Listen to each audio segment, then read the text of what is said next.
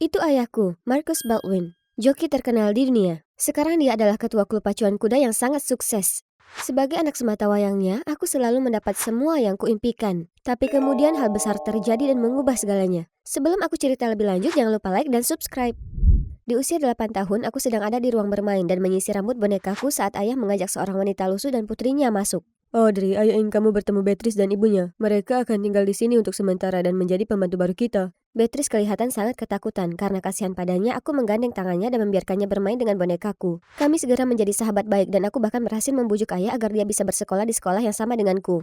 Tidak mengherankan, aku tumbuh terobsesi dengan kuda dan bermimpi menjadi joki terkenal seperti ayah. Aku berlatih menunggangi kudaku Eclair setiap hari sepulang sekolah dan kami menjadi tim yang sangat tangguh.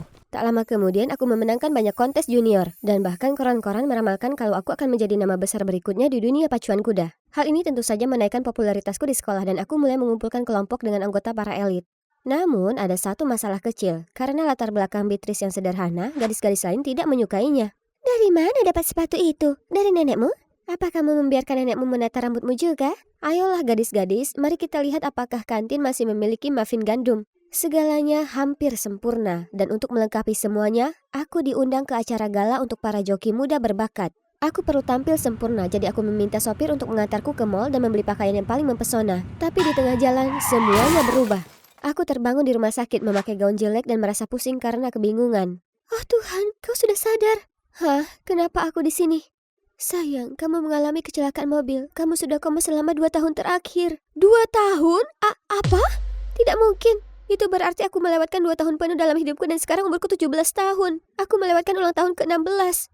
Setelah mengatasi kejutan awal menjadi putri tidur, aku memastikan bertanya hal yang paling penting. Apa Eclair baik-baik saja? Siapa pemenang Grand Championship? Setelah berbicara dengan orang tuaku, mereka memberitahuku sesuatu yang lebih mengejutkan. Audrey, kondisi kesehatanmu sangat buruk. Kami kira kami akan kehilanganmu. Kamu butuh ginjal baru, tetapi kami tidak cocok. Tapi Beatrice cocok dan dia mendonorkan ginjalnya untukmu. Kami sangat berterima kasih padanya. Jadi ketika ibunya meninggal dunia, kami memutuskan untuk mengadopsinya. Dia sekarang saudarimu. Aku sedih mendengar tentang ibu Beatrice tetapi bersyukur atas apa yang Beatrice lakukan untukku. Lagi pula aku selalu menganggapnya saudariku.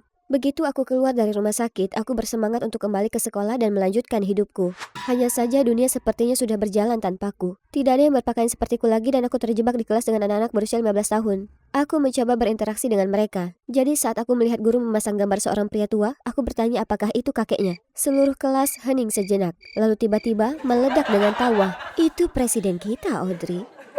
Bagaimana aku bisa tahu? Saat makan siang ketika aku hendak bergabung dengan teman-teman lamaku, aku mendengar mereka berbicara. 2021 menelpon, dia ingin rok tenisnya dikembalikan. Dia bicara bahasa apa? Ya ampun, Audrey seperti alien. Dia tidak tahu apa-apa. Aku bicara soal tren sindrom gadis beruntung dan dia benar-benar menatapku seperti ikan. Ayolah, kau tahu dia tidak bisa menahannya. Ayo kita beli kentang goreng keju. Apapun katamu, Beatrice. Beatrice ada di pihakku, kan? Rasanya seperti dia telah mengambil alih tempatku.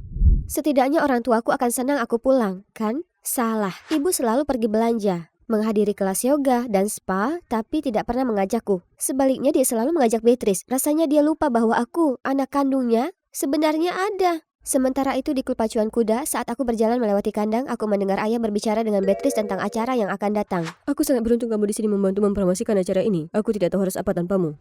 Aku tidak lagi cocok di sekolah, di rumah, atau di klub pacuan kuda. Hidup di sekitarku sudah berubah, dan aku merasa terjebak dalam waktu. Lebih buruknya lagi, aku harus minum obat yang menjijikkan ini. Suatu kali pembantuku mengejarku ke sana kemari, mencoba membuatku meminum obatnya, tapi kugunakan hiasan, bantal, dan buku-buku untuk menghalangi jalannya. Aku sangat fokus membuat jalur rintangan sehingga aku menabrak Douglas Baron, rekan bisnis ayahku. Wah, kau memang gadis muda yang gigih. Malam itu ayah memanggilku ke kantornya. Aku pikir dia akan mengomel karena tidak minum obat, tapi sebaliknya. Dia mengatakan sesuatu yang tidak kuduga. Sepertinya Douglas sangat terkesan denganmu. Dia ingin kamu berkencan dengan putranya Frederick. Perusahaan sedang dalam banyak tekanan akhir-akhir ini dan memiliki Douglas di pihak kita akan sangat menguntungkan. Terutama karena dia pemegang saham terbesar kita. Apa? Ayah ingin aku berkencan dengan orang asing hanya untuk membantu bisnis ayah? Aku bisa hidupkan kembali bisnis ini sendiri tanpa harus melakukan itu. Aku hanya perlu menang turnamen pacuan kuda. Tidak, itu terlalu cepat setelah koma. Kamu belum siap. Kencan adalah satu-satunya cara. Seolah aku akan mendengarkan ayah. Jadi aku diam-diam datang ke sini bersama Beatrice. Aku baru akan memasang pelana pada Eclair, tapi kemudian aku mencium bau kotoran kuda dan mulai merasa pusing dan mual. Ayah tiba-tiba muncul dan membawaku ke rumah sakit. Ternyata aku alergi kotoran kuda. Kemudian ayah mulai memarahiku karena berlatih tanpa seizinnya. Untungnya, Beatrice bilang soal kejadian ini dan memberitahu tentang alergimu. Beatrice, kenapa? Maaf kak, aku cuma bilang ke ayah karena aku khawatir padamu. Terserah, aku tetap akan ikut pacuan kuda lagi. Sebenarnya ada terapi fisik dan jika kamu lulus tes ketangkasan, kamu bisa berlatih lagi. Ayah, kumohon. Baiklah, lakukan terapinya hanya jika kamu berkencan dengan Frederick. Aku setuju untuk berkencan, tapi aku tidak pernah bilang apa-apa akan berperilaku baik di sana. Jadi untuk mempersiapkan kencan istimewa kami, aku menonton film tutorial ini. Cara berpakaian untuk menarik pria, sebuah tutorial. Aturan nomor 1, pastikan rambutmu panjang dan jangan pernah diikat. Aturan nomor 2, pastikan menunjukkan sedikit kulit gadis-gadis. Aturan nomor 3, sepatu harus anggun dan lembut. Dan jeng jeng jeng. Begitu aku muncul di restoran dengan penampilan konyol, aku langsung mengenali pria aneh ini dari sekolah, Frederick. Jadi, aku memastikan untuk memasang ekspresi paling tidak ramah di wajahku. Begitu aku duduk, aku sengaja memesan combo makanan paling aneh, hamburger es krim. Aku yakin dia akan menganggapku gila dan pergi. Tapi sebaliknya, dia mengambil sepotong hamburger es krimku dan mencicipinya. Menarik. Apa? Bagaimana bisa dia menyukainya? Tolong panggil polisi makanan ke sini. Selera berpakaianmu sangat menyegarkan. Semua tentangmu sangat menarik. Aku benar-benar terpikat. Rumor tentang dia yang aneh benar-benar nyata. Setelah kencan yang kacau dengan Frederick, aku bertemu Stephen, seorang mahasiswa kedokteran di rumah sakit yang membantu terapi fisikku. Selama latihan, dia sangat perhatian dan sangat menguatkan. Aku merasa lebih baik, tetapi kemudian Frederick muncul dan bersikeras untuk tetap di sana agar dia bisa memastikan Stephen melakukan pekerjaannya dengan benar. Dia tidak mau berhenti menyanyikan lagu-lagu yang mengganggu dan mengunyah keripik kentang dengan sangat keras. Kemudian di rumah, dia tidak mau pergi dan terus menggangguku. Ketika dia akhirnya pergi, aku mengeluh kepada Beatrice tentang betapa menyebalkannya dia. Tapi yang mengejutkanku, dia bilang dia pikir Frederick itu imut dan lucu. Tunggu, apakah ini berarti Beatrice menyukai Frederick? Pada hari pemeriksaan fisik, aku lulus di semua tes tanpa membuat kesalahan. Aku tersenyum saat dokter menyampaikan pengumuman. Nona Baldwin, sayangnya Anda gagal dalam tes ini. Aku keluar dari sana dan menangis sendiri. Aku rasa ada seseorang yang duduk di sebelahku. Aku bersiap menyuruhnya pergi ketika aku menyadari itu adalah Stephen. Audrey, peningkatan yang kamu buat sangat mengesankan. Aku yakin kamu akan lulus. Melihat wajahnya yang penuh perhatian membuatku merasa sedikit lebih baik. Kami ngobrol dan dia menawarkan untuk mengantarkanku pulang. Saat kami berjalan ke tempat parkir, kami mendengar Beatrice berbicara keras dengan, "Dokter?" Kami berhenti untuk mendengarkan. "Aku tidak akan memberimu uang lebih banyak. Aku sudah membayarmu untuk menggagalkan Audrey. Tanda tangani ini agar aku yakin kau akan merahasiakannya." Apa? Bagaimana bisa Beatrice mengkhianatiku seperti ini? Beatrice, kenapa? Kenapa kamu melakukan ini? Kamu tidak mengerti betapa sulitnya hidup dalam bayanganmu. Aku suka klub berkuda, tapi kamu akan kembali dan tak ada gunanya lagi bagiku di sana. Kamu merusak segalanya. Kemudian dia pergi meninggalkanku yang berdiri mematung. Aku pulang dan bilang ke ayah apa yang telah dia lakukan. Aku berharap dia ada di pihakku, tapi aku yakin kamu terlalu memikirkannya. Selain itu, kamu harus berterima kasih kepada Beatrice. Dia tidak hanya menyelamatkan hidupmu, tapi sekarang dia setuju untuk menikahi Frederick dan menyelamatkan perusahaan. Beatrice hanya melakukan ini untuk mencuri hidupku. Itu tidak akan berhasil. Aku lebih bertekad dari sebelumnya untuk kembali berkuda dan merebut kembali hidupku, milikku. Sementara itu, Stephen membantu mencarikan dokter lain untuk mengujiku dan kali ini aku lulus. Aku menunjukkan hasil tes kepada ayah, dan dia akhirnya mengizinkanku untuk kembali berlatih. Tapi ketika aku mengungkit lagi soal Beatrice yang menyuap dokter, dia hanya diam saja. Apakah aku masih putrinya? Oke, kalau begitu rencana berubah. Aku bertemu dengan Frederick untuk bertanya tentang pernikahannya dengan Beatrice. Jadi, kamu setuju dengan pernikahan itu? Tidak, aku tidak ingin menikahi siapapun namanya. Bagus, maksudku itu menyedihkan. Ya, hatiku milikmu. Bagaimana kalau kita balas dendam dan pura-pura berkencan? Hanya pura-pura saja, kalau kamu tidak keberatan. Pura-pura? Sungguh, jika itu berarti menjadi pacarmu, aku akan melakukannya. Jadi, kami segera pulang. Berjalan masuk sambil berpegangan tangan dan saling menatap mesra. Wajah Beatrice yang kesal adalah sebuah pemandangan indah. Aku melanjutkan latihan berkuda dan mengatasi masalah alergiku dengan menggunakan saset dan menyemprotkan parfum ke seluruh tubuhku. Awalnya itu berhasil, tetapi kemudian aku mulai alergi terhadap masker juga. Stephen segera tahu dan keesokan harinya ia datang dengan beberapa saset herbal buatannya sendiri. Tidak hanya membantu menyembuhkan alergiku, tapi saset itu juga memberikan efek menenangkan pada diriku. Tanpa alergi yang mengganggu, aku bisa fokus berlatih dan segera kembali menjadi diriku yang hebat dalam berkuda. Aku menunjukkan bakatku ke klub dan semua orang tampak terkesan. Dengan bakatmu, kau harusnya jadi ketua. Ya, aku mungkin tidak pandai bicara seperti seseorang yang aku kenal, tapi tindakan jauh lebih nyata daripada kata-kata. Beatrice jelas iri dengan kemunculanku, jadi dia melakukan beberapa lelucon kejam padaku di sekolah. Suatu kali dia tiba-tiba berubah baik dan menawarkan kopi, tetapi ternyata dia memasukkan saus pedas ke dalamnya. Aku sangat marah. Keesokan harinya aku mengubah nada deringnya menjadi suara kentut dan menelpon nomornya. Itu lucu sekali.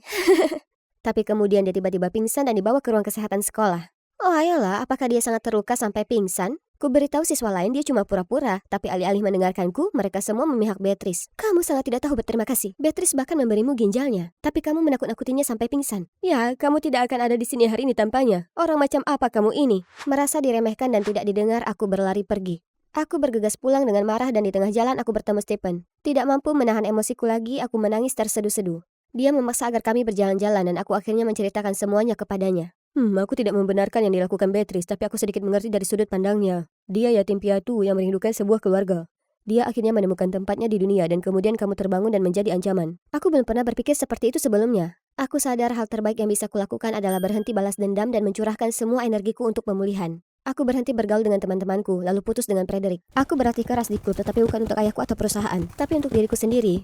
Beatrice muncul dan mencoba memprovokasiku, tapi aku tidak peduli. Semua kerja kerasku membuahkan hasil dan aku lolos ke turnamen. Di turnamen, aku memimpin balapan dan merasa tak terkalahkan. Tapi kemudian beberapa lebah mulai mendengung di sekitar wajah Eclair. Dia panik dan mulai melompat-lompat. Lalu semuanya menjadi gelap. Aku terbangun di rumah sakit merasa pusing dan melihat seseorang mengobrak-ngabrik tempat tidurku.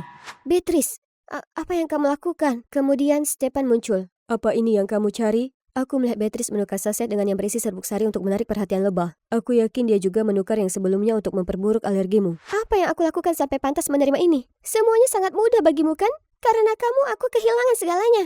Beatrice, bagaimana bisa? Minta maaf pada Audrey sekarang juga. Tidak, aku tidak mau. Ini semua salahmu. Ini semua salahku. Bertahun-tahun yang lalu, aku menjalin hubungan dengan Ibu Beatrice. Kami berpisah secara baik-baik, tetapi baru di hari-hari terakhirnya dia mengatakan kebenaran padaku. Beatrice adalah putriku. Aku tidak ingin mengecewakan siapapun, jadi aku menyimpannya sendiri. Tapi ketika kamu butuh ginjal dan Beatrice ternyata cocok, aku menggunakan ini sebagai alasan untuk menyarankan mengadopsinya. Kemudian kamu bangun dan kami sangat bahagia.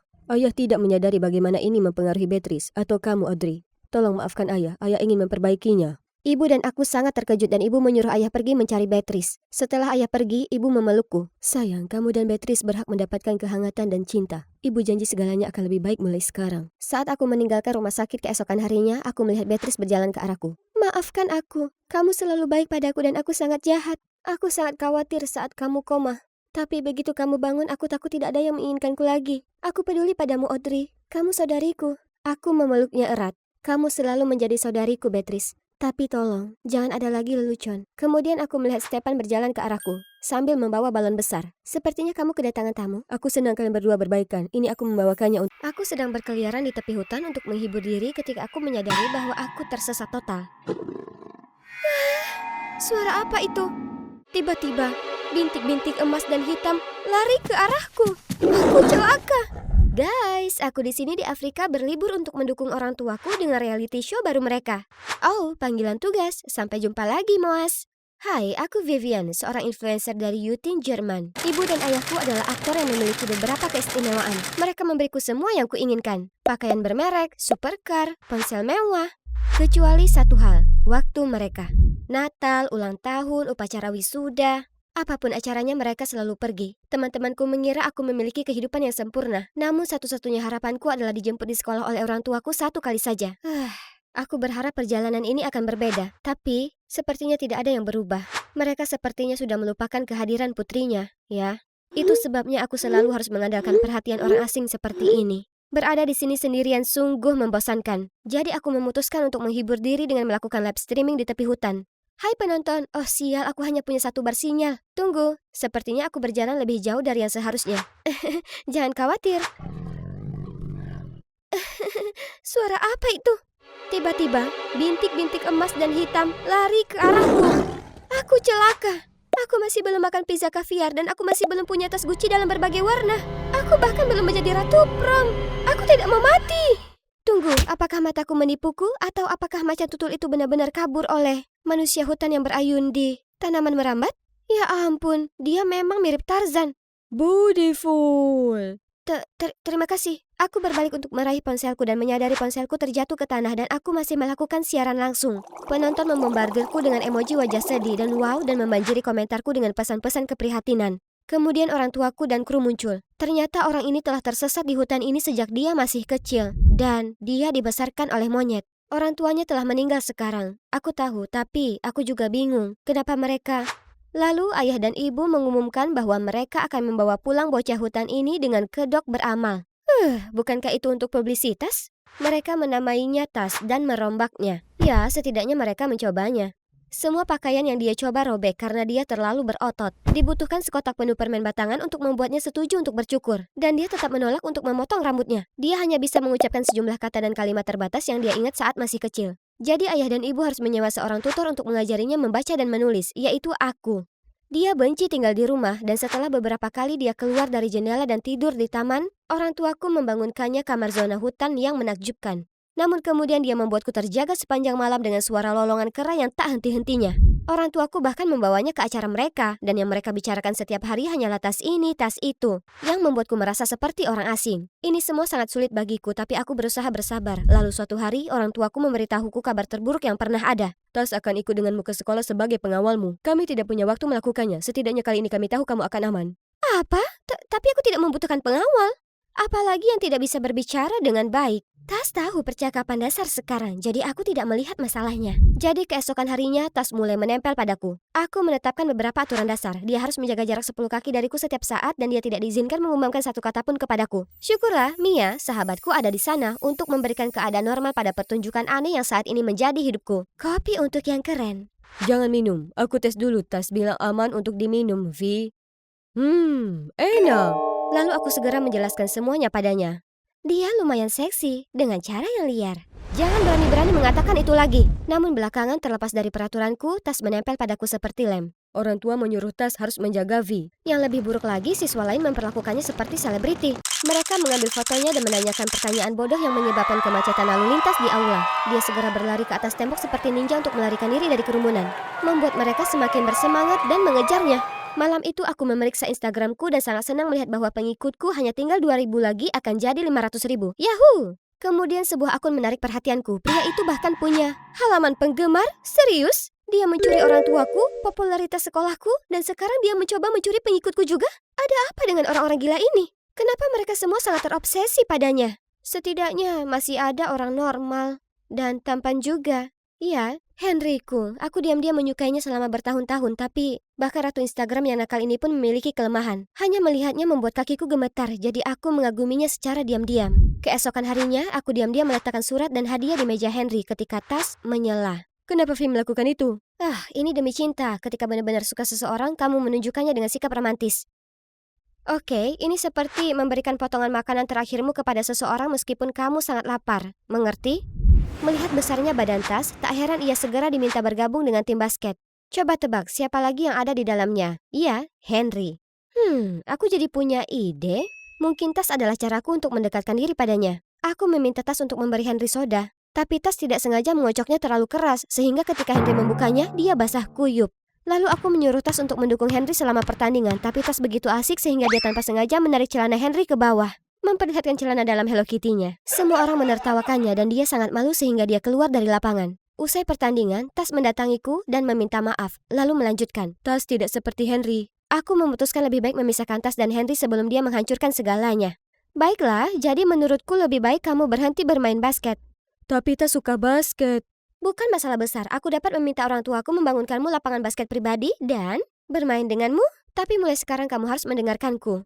Vi, kera terbaik yang pernah ada. Shh, berhentilah mengatakan hal-hal konyol. Tas tampak sangat bersyukur atas lapangan basket barunya, sehingga dia mulai peduli padaku lebih banyak. Dia membawakanku buah segar dalam jumlah banyak. Agak terlalu segar dan memeriksanya setiap kali aku sedih. Aku baru saja merasa nyaman beberapa saat sebelum Tas bermain-main lagi. Aku harus menghadiri pemutaran perdana film dan hendak berganti pakaian dengan gaun Versace-ku yang menakjubkan. Namun gaun itu telah ditukar dengan gaun yang terbuat dari dedaunan asli. Hijau, beautiful katanya. Untungnya aku berhasil mengatur gaun lain tepat pada waktunya. Namun saat pemutaran perdana, saat pers mewawancaraiku, Tas muncul. Kera terbaik yang pernah ada. Aku sangat malu hingga wajahku memerah dan lupa kata-kataku. Berkat Tas, aku jadi bahan tertawaan netizen. Aku bersumpah akan membayarnya kembali dan kesempatanku akhirnya datang. Penonton menyukai tas, tapi kerumunan orang membuatnya takut dan dia selalu berusaha mencari cara untuk bersembunyi. Pada suatu konferensi pers, aku melihatnya lari ketakutan, jadi aku mengikutinya. Hei Tas, adakah tempat yang bisa membuatmu merasa lebih baik? Aku bisa mengantarmu ke sana. Vi bawa tas ke hutan, Tas senang. Jadi aku membawanya ke hutan Dodower. Sesampainya di sana, suasana hati Tas berubah. Dia berlari liar dan kemudian berhenti di sebuah pohon ek besar. Vi, kenapa surat? Ini adalah pohon ek mempelai pria. Masyarakat lokal suka meninggalkan surat cinta di sini. Lalu kami duduk di bawah pohon dan Tas terlihat sangat kesal. Tas tidak suka lampu terang dan kilatan. Tidak apa-apa, kita bisa santai di sini kan? Hebat, melihat Tas meninggalkan acara sendirian, pasti ayah dan ibu tidak akan menyukainya lagi. Hanya saja, ketika kami kembali ke rumah, orang tuaku tidak marah pada Tas, tapi padaku. Vivian, kamu harus memberi contoh yang baik untuk Tas. Bukan hanya membujuk dan menjauhkannya dari acara penting. Bisa kamu berhenti bertingkah seperti anak kecil dan berpikir sebelum bertindak sekali saja? Aku mengurung diri di kamar dan mengalami kehancuran total. Lalu aku menelpon Mia untuk curhat kepadanya. Tinggal bersama Tas adalah mimpi buruk, dia harus pergi. Apa maksudmu? Aku akan mencari cara untuk mengusirnya. Keesokan harinya di sekolah, aku sedang berjalan di sepanjang lorong ketika Henry muncul di hadapanku. Vi, kamu harus meyakinkan Tas untuk bergabung kembali dengan tim basket. Kami tidak bisa menang final tanpa dia. Tolong, aku akan melakukan apapun yang kamu mau. Wow, sepertinya hadiah Natalku datang lebih awal. Apa saja katamu? Bagaimana kalau membawaku ke pesta prom? Sebenarnya itulah yang selalu ingin aku lakukan. Terima kasih telah memberiku kesempatan. Aku membeku. Ini luar biasa. Kurasa rencana mengusir Tasku harus menunggu sekarang. Jadi aku merendahkan diri untuk meyakinkan dia. Seperti yang diharapkan dengan bantuan Tas, tim menang. Hanya saja baik dia maupun Henry tidak muncul untuk mengambil trofi mereka. Aku pergi mencari mereka dan menemukan Tas menerkam Henry. Tas, hentikan! Tapi dia terlalu marah untuk mendengarkanku, jadi aku harus melompat di antara mereka. Dia benar-benar di luar kendali. Kalau begitu lupakan pesta promnya. Ini semua salahmu. Kamu mencuri semuanya dariku sejak kamu kembali dari hutan aneh itu. Dan sekarang kamu telah memukuli orang yang aku sukai. Kamu hanya menghancurkan hidupku. Kenapa kamu tidak membiarkanku sendiri saja? Lalu dia pergi. Sungguh, rasanya luar biasa karena aku akhirnya bisa menghilangkan duri di mataku. Hanya saja, aku tidak bisa menghilangkan perasaan kosong ini. Menelusuri komentarku tidak membantu. Begitu pula streaming langsung. Tiba-tiba aku menyadari bahwa aku merindukan betapa istimewanya perlakuan Tas terhadapku. Dan ketika bersamanya, aku tidak perlu memaksakan diriku untuk menjadi orang lain selain diriku. Aku berjalan tanpa tujuan ke hutan Dodower dan berhenti di pohon ek dan sebuah surat yang muncul dari lubang menarik perhatianku. Aku memungutnya dan menyadari bahwa itu adalah tulisan tangan Tas yang berusaha rapi namun tercoret-coret. Henry pembohong. Dia bersama Mia. Kepalaku masih pusing saat ponselku menjadi gila. Aku memeriksa dan melihat kotak masukku penuh dengan komentar kasar. Kemudian aku segera menemukan audio viral. Hidup bersama Tas adalah mimpi buruk. Dia harus pergi. Aku akan temukan cara mengusirnya. Aku benar-benar ketakutan selama beberapa detik, sementara netizen terus menggila, mengatakan aku sangat tidak berterima kasih kepada Tas bahkan setelah dia menyelamatkan hidupku. Bagaimana dia bisa? Aku segera pergi ke rumah Mia untuk menanyakan hal itu kepadanya. Itu ternyata kamu, satu-satunya orang yang kuceritakan kisahku. Oh, baiklah, jelas sekali itu aku. Lalu kenapa? Henry milikku, bukan milikmu. Dia hanya memberitahumu apa yang ingin kamu dengar agar Tas kembali ke tim. Tapi orang tolol itu mendengar Henry berbicara kepadaku dan berani menyakitinya. Kamu... Hai, bicara tentang orang hutan yang tidak berguna itu sangat sederhana dan bodoh. Aku bilang padanya kamu akan menyukai gaun daun dan dia benar-benar membelinya. Sekarang permisi, aku harus menata rambutku untuk kencan dengan Henry. Aku merasa seperti seorang gajah menampar wajahku. Jadi Tas benar. Sesampainya di rumah aku dengan murah mengeluarkan surat Tas. Tapi tunggu dulu, masih ada bagian lain. Kenapa aku tidak menyadarinya lebih awal? Saat itu orang tuaku tiba di rumah. Mereka telah mendengar audio itu dan sangat marah. Itu salahmu, Tas kabur. Sekarang kami harus mengkompensasi kontrak pertunjukan yang seharusnya dia ikuti. Kalian tidak peduli dengan siapapun. Tolong berhenti. Kalian hanya memberiku uang dan itu saja. Kalian tidak pernah ada saat aku membutuhkan kalian. Tidak pernah. Bahkan Tas lebih peduli padaku daripada kalian berdua. Lalu aku langsung lari. Aku terus berjalan sampai aku berakhir di bawah jembatan ini. Lalu aku melihatnya. Dia sedang bermain dengan kucing dan anjing liar. Aku segera berlari memeluknya dan meminta maaf. Tapi dia menuju ke belakangku dan berkata, Orang jahat, orang jahat. Aku berbalik dan melihat dua sosok menuju ke sini. Aku menyeret Tas ke sudut dan kami melihat mereka memasukkan kucing dan anjing ke dalam karung. Itu pasti tidak bagus. Jadi aku menggunakan ponselku untuk merekamnya. Tapi apa tujuannya anak-anak? Aku terbangun dengan perasaan pusing saat menyadari bahwa kami berdua terikat di sebuah rumah kosong. Masih belum ada balasan dari orang tuanya. Mereka sebaiknya membayar kita. Kamu buang-buang waktu. Mereka tidak peduli padaku. Pencuri mengabaikanku dan terus menelpon dan menelpon, tetapi tetap tidak ada jawaban. Ini dia, aku akan mati di sini. Maksudku, kami. Kemudian ketika di luar gelap gulita, pintu terbuka, dan masuklah. Ayah dan ibu membawa sekantong uang. Saat para pencuri menghitung uangnya, ayah mencoba menghubungi polisi, tetapi salah satu dari mereka langsung melemparkan teleponnya dan memukulinya. Ucapkan selamat tinggal pada putrimu. Tolong jangan sakiti dia, sakiti aku saja. Ini benar-benar mengejutkanku karena aku hanya pernah melihat orang lain membungkuk kepada orang tuaku, bukan sebaliknya. Orang yang satu itu mengangkat papan kayu untuk memukulnya, tapi tepat pada waktu itu tas melompat bebas dan menjatuhkan mereka dengan dingin. Polisi tiba segera setelah itu dan menangkap para pencuri. Ibu dan ayah segera bergegas menghampiriku. Kamu baik-baik saja sayang? Kami sangat khawatir saat kamu hilang. Dan kami minta maaf membuatmu merasa tidak diinginkan. Kami tidak pernah memiliki uang untuk tumbuh dewasa dan banyak berjuang. Itulah kami ingin kehidupan yang berbeda untukmu. Kami terus bekerja dan berpikir memberikanmu uang sepanjang waktu adalah cara terbaik menunjukkan cinta kami. Tetapi kami salah. Ibu, ayah, yang sangat aku butuhkan dari kalian adalah kehadiran kalian. Itu lebih berharga dari apapun.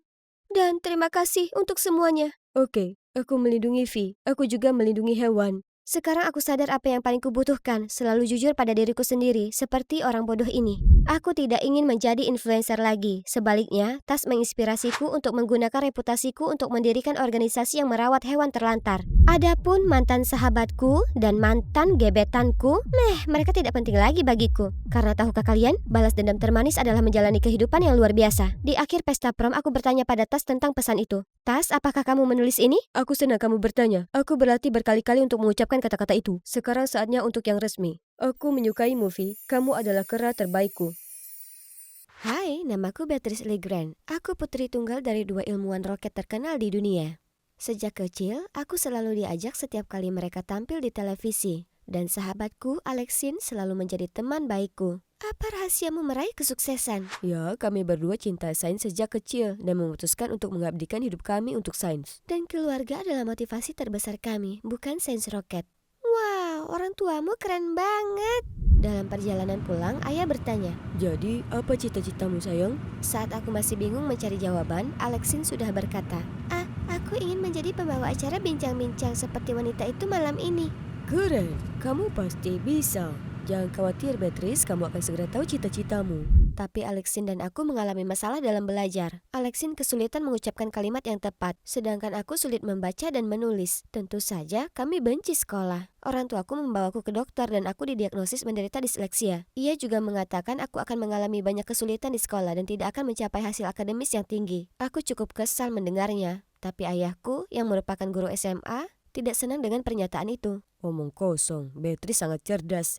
Disleksia atau tidak, ia akan berhasil dengan metode belajar yang tepat. Sejak saat itu, ayahku mulai membantuku dan Alexine belajar. Setiap kami selesai satu buku, ia akan memberi kami hadiah kecil. Ia juga memperkenalkan kami pada olahraga, seni, dan bahkan membawa kami ke tempat-tempat keren seperti museum, galeri, dan akuarium. Sejak aku melangkahkan kaki di akuarium, aku tahu tempat ini cocok untukku. Karena lumba-lumba. Lihat, ia mengikutiku. Aku langsung memberitahu orang tuaku kabar baik itu malam itu. Aku sudah menemukan passionku. Aku akan jadi ahli biologi kelautan saat aku dewasa. Tahun demi tahun berlalu dan sekolah tidak lagi menakutkan bagi kami. Berkat ayahku, aku sekarang menjadi yang terbaik di kelas dan unggul dalam pelajaran biologi. Disleksia tidak terlalu mempengaruhiku. Sementara itu, Alexine berhasil menghilangkan gagapnya dan jauh lebih percaya diri. Kami seperti Superman dan Batman, selalu berdampingan untuk meraih impian kami. Profesor Coleman, tolong ceritakan lebih lanjut tentang penelitian terbarumu.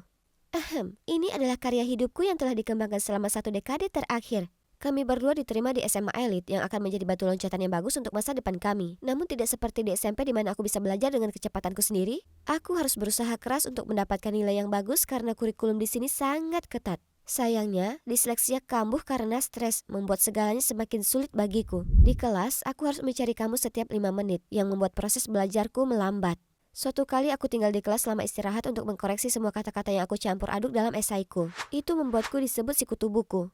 Sebaliknya, Alexine yang cantik dan ekstrovert telah menjadi wajah dewan siswa. Dan dia masih berusaha membantuku. Benar, ini hanya kemunduran kecil. Namun itu belum semuanya. Kemarin, guru kimiaku memintaku untuk membaca peraturan keselamatan laboratorium. Jangan mencicipi atau mengendus. Kalian harus menyebarkan mantra. Apa? Maksudku, bau. Maaf.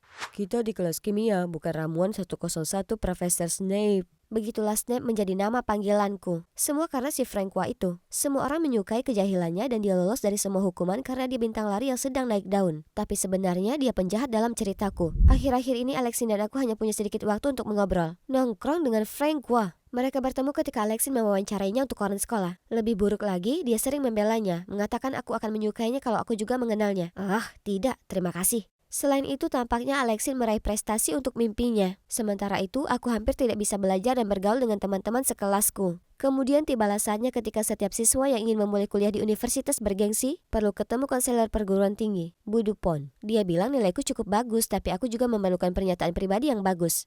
Tujuannya untuk menangkap esensi diriku dan menunjukkan aku siap berkomitmen pada masa depanku. Cukup sederhana, bukan? Tapi ketika harus benar-benar menulis, kenapa hal itu begitu sulit? Apakah aku meragukan rencanaku sendiri? Apa benar aku bisa jadi ahli biologi kelautan? Saat makan malamku coba sampaikan ini ke orang tuaku. Tapi tampaknya mereka sudah mengira aku mahasiswa biologi kelautan. Kurasa tidak ada jalan kembali. Aku memanggil Alexine ke akuarium untuk membantuku menjernihkan pikiran. Dia terlambat, jadi aku pergi menemui teman-teman lumba-lumbaku. Mereka benar-benar menenangkanku. Tiba-tiba suara melengking menyadarkanku.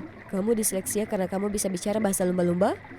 Haruskah kami carikan buku tentang lumba-lumba? Aku berbalik untuk melihat Alexine dan rombongan teman-teman barunya dan si badut. Mereka mulai cekikikan. Tidak ada kata dalam bahasa Inggris yang bisa menggambarkan betapa marah dan terhinanya diriku. Apa kamu perlu bawa mereka ke sini untuk mempermalukanku? Aku menjauh, tapi secara tidak sengaja menuju ke sebuah terowongan kaca. Rasanya seperti aku benar-benar tenggelam di dalam air. Kenangan mengerikan saat aku jatuh menembus es ke dalam air yang dalam, gelap dan dingin membekukan muncul kembali. Aku segera berlari keluar. Max, tunggu. Aku berbalik melihat Alexine mengejarku. Awas, ada mobil. Aku segera mendorongnya menjauh. Mobil itu tidak menabraknya, tapi dia terluka. Kami segera membawanya ke rumah sakit. Namun saat ia sadar, Alexine tidak bisa berbicara. Dokternya mengatakan pita suaranya lumpuh sementara karena trauma leher dan dada. Artinya Alexine tidak bisa menjadi pembawa acara hari olahraga sekolah. Aku diliputi rasa bersalah. Alexine berkata, "Aku akan baik-baik saja. Maaf. Aku pikir mengajak teman sekelas akan menghiburmu." Ia bahkan berkata aku harus mengejar impianku dan tidak membiarkan apapun menghalangiku. Aku sangat tersentuh, namun entah kenapa kata-katanya membuatku merasa sangat tertekan. Aku akan bekerja lebih keras mulai sekarang. Setelah hari itu, Francois terus mengikutiku kemana-mana mencoba meminta maaf. Aku menghindarinya seperti wabah. Suatu hari aku bolos bahasa Inggris dan saat aku kembali, teman-teman sekelasku membicarakan tentang guru pengganti bernama Pak Legrand. Mereka tampak begitu bersemangat karena dia tidak menyuruh mereka mengerjakan tugas dan hanya menceritakan kisah-kisah lucu. Hah? Nama itu mengingatkanku. Dan kemudian kecurigaanku terbukti saat aku melihat kakekku tampak marah dan kecewa setelah pulang sekolah. Aku jelas pulang ke rumah dalam keadaan badai yang hebat, tapi itu tidak masalah. Kugunakan kesempatan ini mencurahkan isi hatiku tentang betapa melelahkannya sekolah. Betapa menyebalkannya diganggu oleh orang tolol sepanjang waktu sementara sahabatku tidak ada di sampingku. Anehnya, kakek mendengarkan dengan penuh perhatian, lalu berkata bahwa dia akan mengurusnya. Beberapa hari kemudian dia mengungkapkan bahwa caranya menanganinya membuatku menjadi guru les si tolol itu. Ide terburuk yang pernah ada. Meskipun Pop-Pop menjamin badut itu akan bekerja denganku, aku tetap ingin mencium atlet itu dengan pukulan ke atas. Aku ke Alexine berpikir dia akan membantuku. Tanpa diduga, Alexine juga menyuruhku untuk memberinya kesempatan. Lalu aku mungkin melihat sisi baiknya juga. Tepat pada saat itu, si idiot itu muncul dengan Nintendo Switch. Sungguh tidak dewasa, itu isyarat bagiku untuk pergi. Setelah pelajaran pertama, aku menyadari metode pengajaran biasa apapun tidak akan pernah bisa menarik perhatian si bodoh ini. Tapi aku tidak bisa nyerah gitu aja. Orang tuaku mengajari tidak ada siswa yang buruk. Baiklah, aku akan temukan cara yang tepat untuknya belajar. Jadi, aku menunjukkan kepadanya video YouTube tentang biologi agar dia tetap fokus, mengajarinya lagu tabel periodik, dan bicara sejarah dunia dengan bahasanya. Pada tahun 1914, setelah Archduke Austria meninggal, Austria-Hungaria menyatakan perang terhadap Serbia, dan Rusia seperti, "Jangan banyak bicara, kami akan menangkapmu." Kemudian Jerman ingin menjadi karakter utama dan mengobarkan perang ketika tidak ada yang memintanya. Jadi, maksudmu Perang Dunia Pertama dimulai terutama karena Kekaisaran Jerman ditekan untuk menjadi yang terbaik? Ya, saudaraku. Setelah beberapa waktu, nilai Francois naik dari D dan F menjadi C dan B. Sementara aku tidak perlu lagi belajar keras seperti sebelumnya karena mempersiapkan pelajaran untuknya membantuku mengingat semuanya secara alami. Belajar tiba-tiba tidak begitu sulit lagi, dan mungkin Alex benar, orang ini ternyata tidak seburuk itu. Suatu sore, Francois berbagi kabar baik. Hei, lomba lariku lancar. Terima kasih membantuku memperbaiki nilaiku. Kalau tidak, aku didiskualifikasi. Ayo kita rayakan. Selamat, kita tidak bisa merayakannya tanpa Alexine. Kudengar dia baru saja kembali dari rumah sakit. Ayo ke tempatnya dan bersenang-senang, tapi jangan berlebihan. Francois dengan semangat bicara tentang prestasinya yang hebat, sementara aku memberitahu Alexine bahwa kami sudah akur. Namun Alexine tampak tidak bersemangat. Kemudian dia dengan dingin meminta kami untuk pergi.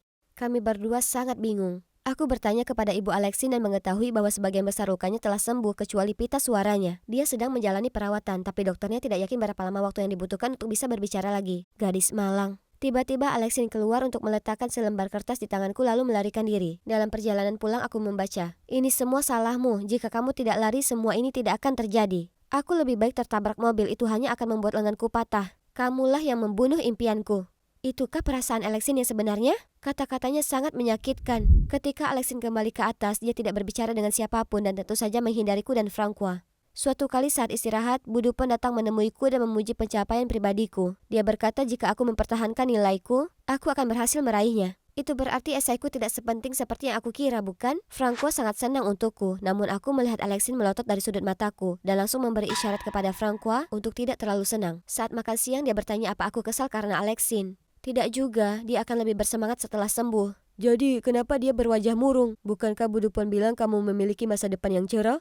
Aku tidak yakin lagi. Aku membuat diriku terlihat seperti seseorang yang benar-benar berkomitmen pada biologi laut dalam esaiku. Namun jauh di lubuk hati, aku merasa seperti berbohong. Aku bahkan tidak bisa mendekati air setelah jatuh menembus es sekali itu. Tiba-tiba aku merasa tenggorokanku tertutup dan mataku berair. Aku secara naluriah berdiri pergi tanpa mengucapkan sepatah kata pun. Aku ingin membicarakan hal ini dengan ibuku segera setelah aku tiba di rumah. Namun aku tiba di tengah-tengah percakapannya dengan Ibu Alexin. Ia memberi kami kabar baik. Terapi suara berhasil dan Alexin kini dapat bicara. Itu luar biasa. Ibu Alexin berkata ia menungguku di taman, jadi aku langsung pergi ke sana. Di taman, aku melihat Alexin berdiri di tepi kolam. Syukurlah kamu bisa bicara lagi. Aku selalu tahu kamu akan pulih demi mimpimu. Mimpiku? Sudah berubah jadi abu. Lalu Alexin memberitahuku bahwa meskipun dia bisa bicara lagi, suaranya yang lembut tidak bisa kembali. Oh tidak, aku mati rasa di dalam hati dan berusaha sekuat tenaga untuk menghiburnya. Aku masih percaya dia bisa mengatasi ini dan mendapatkan kembali suaranya seperti dia mengatasi gagapnya. Gampang bagimu untuk mengatakannya. Apa kamu tahu bagaimana rasanya ada setan di tenggorokanmu? Aku bahkan tidak mengenali diriku sendiri lagi. Tidak, kamu masih bisa. Bagaimana denganmu? Bisakah kamu mengatasi rasa takutmu untuk meraih mimpimu? Ayo sekarang, lakukan. Dengan setiap baris, Alexin melangkah maju, mendorongku lebih dekat ke tepi hingga hanya ada beberapa inci antara aku dan air. Teruskan, ini demi mimpimu. Apa yang kamu takutkan? Alexin melangkah satu langkah lagi dan aku jatuh ke dalam kolam. Trauma menguasai diriku. Aku panik, mengira ini sudah berakhir. Lalu, seseorang menarikku keluar. Francois! Kau gila, dia bisa saja mati. Alexin berlari sambil menangis. Jangan membentaknya, aku seharusnya tidak mengorek lukanya. Lagi pula ini seharusnya jadi latihan saat aku menjadi ahli biologi laut. Serius? Apa kau hanya menakut-nakuti dirimu sendiri?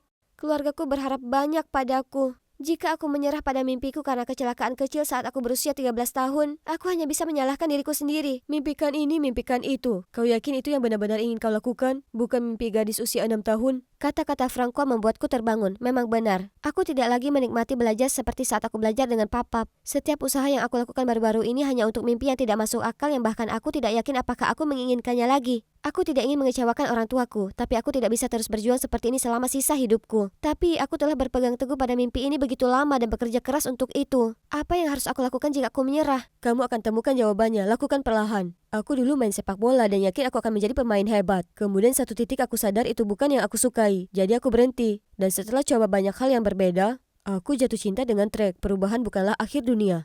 Aku tidak percaya butuh waktu selama ini untuk sadar terlalu dini bagiku untuk berkomitmen. Tapi bagaimana jika aku tidak pernah menemukan tujuan akhir hidupku? Apa aku hanya membuang-buang waktu? Ya ampun, santai saja. Kamu membuat seseorang sepertiku yang tidak peduli dengan sekolah benar-benar menikmati belajar. Kamu menjalani hidup dan memberikan kebaikan bagi dunia. Tidak ada waktu yang terbuang. Tidak perlu jadi Martin Scorsese. Maksudmu ahli biologi laut, kan? Tapi terima kasih, aku butuh itu.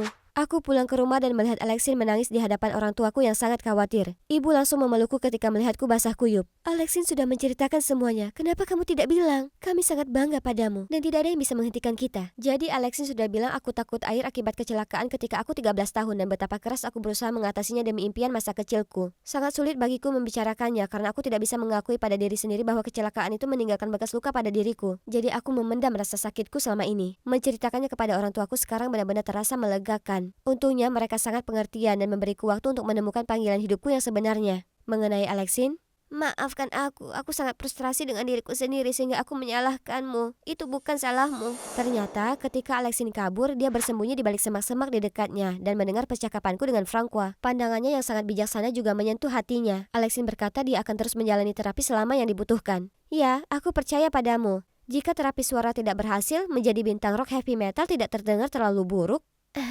Wah, benarkah? Kupikir Francois hanya berbicara sebentar di sana. Setelah itu semuanya berjalan seperti biasa, tetapi tekanan pada aku berkurang. Aku benar-benar mendapat teman baru tahun ini dan semakin dekat dengan sahabatku. Suara Alexin membaik dan dia juga bersenang-senang menjelajahi jalan lain selain menjadi pembawa acara bincang-bincang. Musim panas tiba dalam sekejap mata dan aku menjadi sukarelawan di sekolah untuk siswa dengan kesulitan belajar. Aku ingin membantu orang disleksia sepertiku belajar sebaik kemampuan mereka. Sama seperti orang tuaku membantuku. Kedengarannya seperti awal yang baik untuk perjalanan menemukan jati diriku. Bisa jadi pekerjaan impianku. Jika tidak, aku merencanakan perampokan bank dengan orang-orang yang aku sewa secara online. Mereka mengaku mantan penjahat sehingga akan menjadi tangkapan besar. Kami identifikasi subjeknya, membaca naskahnya sekali lagi dan kemudian menuju bank. Namun sesampainya kami di sana, aku tidak bisa berbicara.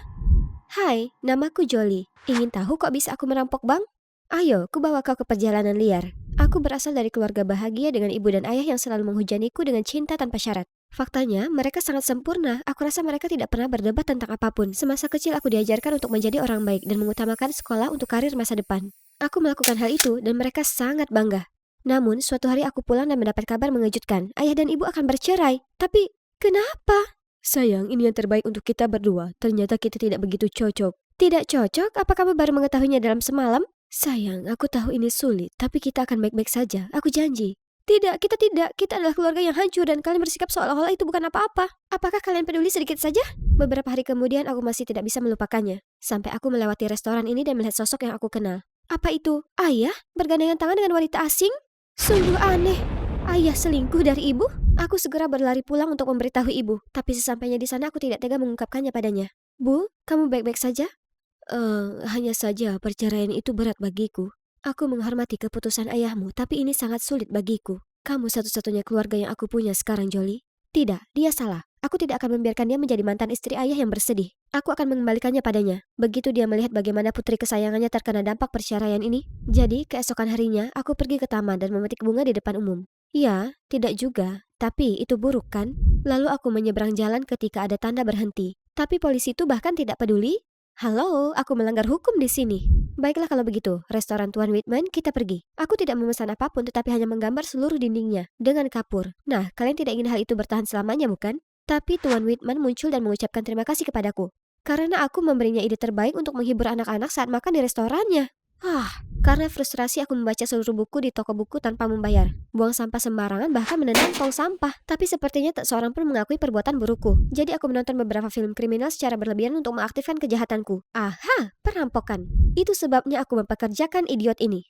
Gold Beach Bank and Trust. Bukan Gold Beach toko topi, bodoh. Maaf, salahku.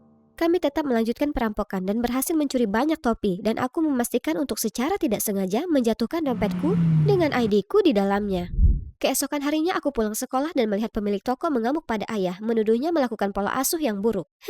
Tapi anehnya ayah tetap tenang dan hanya membayar semua topi yang kucuri. Apa? Bersiaplah, kamu dan aku akan makan malam di luar malam ini. Ada seseorang yang aku ingin kamu temui. Biar ku tebak, itu adalah cewek sampingan yang kulihat kemarin. Jolie, ini... Aurora, aku teman ayahmu. Aurora, kita harus memberitahunya. Oh, jangan. Aku sudah tahu. Kalian berdua berselingkuh, kan? Jolie, jaga kata-katamu. Kenapa? Karena itu kebenarannya? Ayah hendak mengatakan sesuatu tapi Aurora menghentikannya. Aku tidak percaya kamu melakukan ini pada ibu. Aku berlari keluar dari sana dan bersembunyi di gang ini, menangis dengan hati yang sakit saat melihat beberapa pria yang terlihat samar. Mereka membawa koper penuh uang dan terus melihat sekeliling dengan hati-hati. Tiba-tiba aku menginjak sebuah squishy dan itu menimbulkan suara paling keras dan membuat mereka semua menoleh ke arahku. Aku segera lari sebelum mereka melihatku dan menabrak seseorang. Siapa itu? Tunjukkan dirimu. Pria itu langsung memahami situasinya dan menyembunyikanku.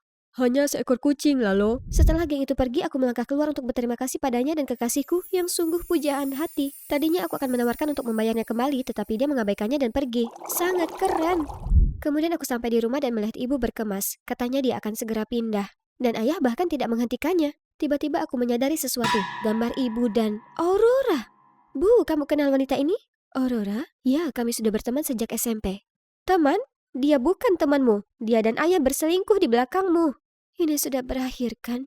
Tidak, Bu. Kamu harus membela diri sendiri. Jika kamu tidak melakukan apapun, aku yang akan. Hanya ada satu cara sekarang. Libatkan sekolah. Jika mereka lihat siswa yang dapat nilai S sepertiku tiba-tiba berubah jadi pemberontak, mereka akan bicara dengan ayah, kan?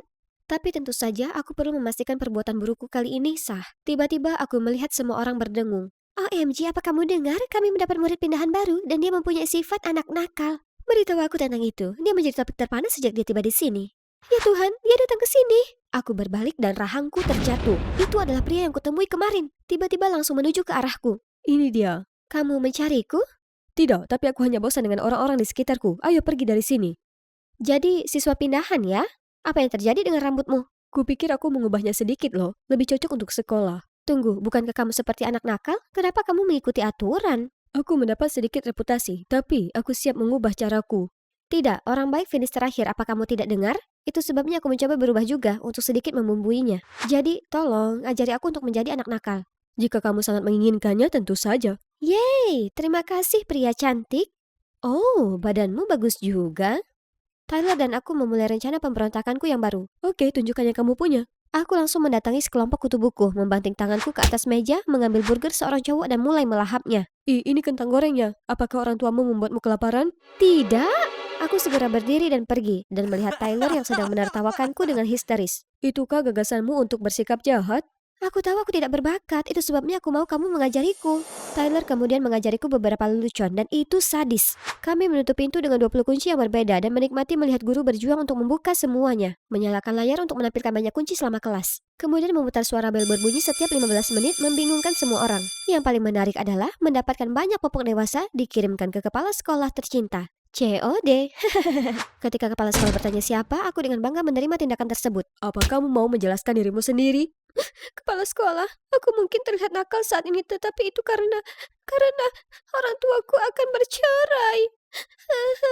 Aku tidak bisa makan, tidak bisa tidur, pikiranku kacau, Baiklah, aku mengerti. Yesus, aku bahkan berbicara dengan orang tuamu. Kamu bisa pergi sekarang. Ayah tersayang, mari kita lihat bagaimana kamu menangani ini. Saat aku keluar, Tyler sudah menungguku. Dia mengantarku pergi, lalu berhenti di danau yang indah ini. Kamu tidak memberontak karena kamu bosan, kan? Aku menghela nafas lalu mulai menuangkan keluar semua yang selama ini memendam dalam diriku. Sepertinya milik keluarga Norma adalah sebuah kemewahan bagi kita berdua. Apa maksudmu? Aku sebenarnya dibesarkan di panti asuhan, tapi aku tidak senang di sana jadi aku kabur. Aku berakhir di jalanan dan menyebabkan masalah. Untung saja ayah angkatku memperhatikan dan mengadopsiku. Aku sangat berterima kasih sampai hari ini, jadi aku selalu berusaha membantunya dalam bisnis ini. Ayahmu punya bisnis? Apa yang dia lakukan? Tyler tidak menjawabku. Ketika kami kembali, Aurora sudah ada di sana menungguku. Apa yang kamu lakukan di sini? Ayahmu melakukan perjalanan bisnis dan memintaku datang untuk menjagamu selama beberapa hari. Tidak, terima kasih. Aku bisa menjaga diriku sendiri. Dan siapa pemuda ini? Apa kita pernah bertemu sebelumnya? Bisakah kamu berhenti mencampuri urusanku? Tidak percaya ayah masih melanjutkan perceraiannya setelah pertemuan dengan kepala sekolah. Dan aku terjebak dengan wanita menyebalkan ini. Hanya tidak membiarkanku meninggalkan rumah dan bahkan memerintahkanku untuk memberlakukan jam malam dari senja hingga fajar. Kamu tidak akan melihat orang itu. Dia bermasalah. Tolonglah, kamu bukan ibuku. Jadi aku terus bertemu dengan Tyler. Tapi anehnya, setiap kali aku mengajak jalan-jalan di rumahnya, dia selalu terlihat ragu-ragu. Jadi suatu kali aku pergi ke rumahnya untuk memberinya kejutan. Tapi saat melihatku, dia terlihat sangat khawatir. Kamu ngapain? Kamu tidak seharusnya datang ke sini. Kita kedatangan tamu hari ini. Aku berbalik dan terpaku melihat pria samar dari gang. Lalu, aku ayah Tyler. Kamu pasti... Jolie. Oh, benar, Jolie. Tyler bercerita banyak tentangmu padaku. Ayo masuk, jadilah tamuku. Tapi Tyler menarikku keluar dari sana. Kami berhenti di taman terdekat ketika dia akhirnya sedikit santai. Pria itu adalah ayah angkatmu? Ya, aku tidak bisa mengatakan yang sebenarnya padamu. Aku khawatir kamu tidak mau mengenalku lagi. Itu tidak benar. Kamu tidak mengerti. Dia menjalankan bisnis terlarang dan sekarang dia memintaku untuk mengambil alih. Aku tahu aku sangat berhutang budi padanya, tapi aku tidak ingin melakukan sesuatu yang ilegal. Kalau begitu jangan, hanya karena dia membesarkanmu bukan berarti kamu harus melakukan segalanya atas perintahnya. Terutama melanggar hukum, kan? Tyler mengangguk tapi masih tampak gelisah. Malam itu, Tyler mengantarku pulang ke rumah ketika tiba-tiba aku melihat wajah yang kukenal. Aku menyuruhnya menurunkanku di sana. Di dalam, Aurora sedang duduk bersampingan dengan seorang pria. Keduanya tampak berpakaian lengkap. Di seberang meja ada orang lain. Apa yang dia lakukan? Sudah kubilang, sepasang cincin berlian terbaik ini sangat cocok untuk pernikahanmu. Benar, kita hanya menginginkan yang terbaik untuk pernikahan kita, kan sayang? Pernikahan? Keduanya, dia 2 kali mengatur waktu ayahku. Aku segera merekam percakapan mereka dan pulang. Ayah harus kembali malam ini dari perjalanan bisnisnya. Namun saat aku menceritakan semuanya pada ayah, bahkan dengan rekamannya, dia tetap tidak mempercayaiku. Apa yang kamu bicarakan? Aku belanja sepanjang hari dengan teman-temanku. Sudah aku bilang begitu. Ayah, kamu akan sangat menyesali ini. Dan kamu, jangan pernah berpikir kamu bisa lolos begitu saja. Aku tidak akan pernah menerimamu ke keluarga ini. Besok pengadilan akan memutuskan dengan siapa aku akan tinggal. Aku tahu apa yang harus dilakukan. Aku tidak bisa berada di rumah ini lebih lama lagi. Di pengadilan aku berdiri yang mengejutkan semua orang dan mengungkapkan bagaimana aku dianiaya di rumah bersama ayah dan Aurora lalu meminta untuk tinggal bersama ibu. Hakim kemudian menanyakan pendapat ibu. Aku tidak begitu yakin. Jolie, sebaiknya tinggal bersama ayahnya saja. Aku benar-benar kecewa. Ibu bahkan tidak mau berjuang untukku. Sesampainya di rumah, ayah langsung menggila padaku sementara Aurora kembali melakukan aksi manisnya. Saat itu aku mendapat pesan dari Tyler, meminta untuk bertemu, jadi aku bergegas keluar dari sana. Tidak, Jolie, tunggu. Ketika aku tiba, Tyler tampak terkejut. Jolie, apa yang kamu lakukan di sini? Miho, aku menggunakan ponselmu untuk memintanya datang ke sini. Lalu kemudian memberitakan komplotannya untuk mengikatku. Aku sedang berjuang untuk melarikan diri ketika seseorang bergegas ke arah kami. Lalo! Tunggu, Aurora? Dia kenal gangster ini? Lepaskan dia sekarang, atau polisi akan tiba di sini sebentar lagi. Terima kasih untuk agen intel Nona di IE. Kami akan pergi, tentu saja dengan putrimu. Jika kamu ingin menyelamatkannya, isi tempatnya. Agen di IE? Seperti polisi yang menyamar? Baiklah, bawa aku saja. Geng Lalo mengikatnya dan mendorongnya ke dalam van. Hahaha, benar sekali. Boys, ambil juga bocah ini. Jangan biarkan satupun saksi di TKP. Kita sudah sepakat, Lalo. Serius? Tak ingat? Dia memerintahkan Tyler untuk pergi sementara sirine polisi semakin keras. Tiba-tiba Tyler balik arah. Apa yang sedang kamu lakukan? Bukan itu jalannya. Sementara perhatian mereka teralihkan, Aurora mengeluarkan alat serbaguna di sakunya dan mulai memotong tali di tanganku. Aku melakukan hal yang sama padanya. Tyler kemudian berhenti tiba-tiba, Lalo dan kawan-kawan kehilangan keseimbangan dan terjatuh ke lantai. Polisi segera mengepung van dan menangkap para penjahat tersebut. Jolie, kamu baik-baik saja? Kamu tidak terluka dimanapun, kan? Ya, terima kasih telah menyelamatkanku. Dan aku minta maaf karena bersikap kasar. Hanya saja, aku belum siap untuk move on dari perceraian. Sayang, ada sesuatu yang sangat penting yang ingin kuberitahukan padamu. Aku ibu kandungmu.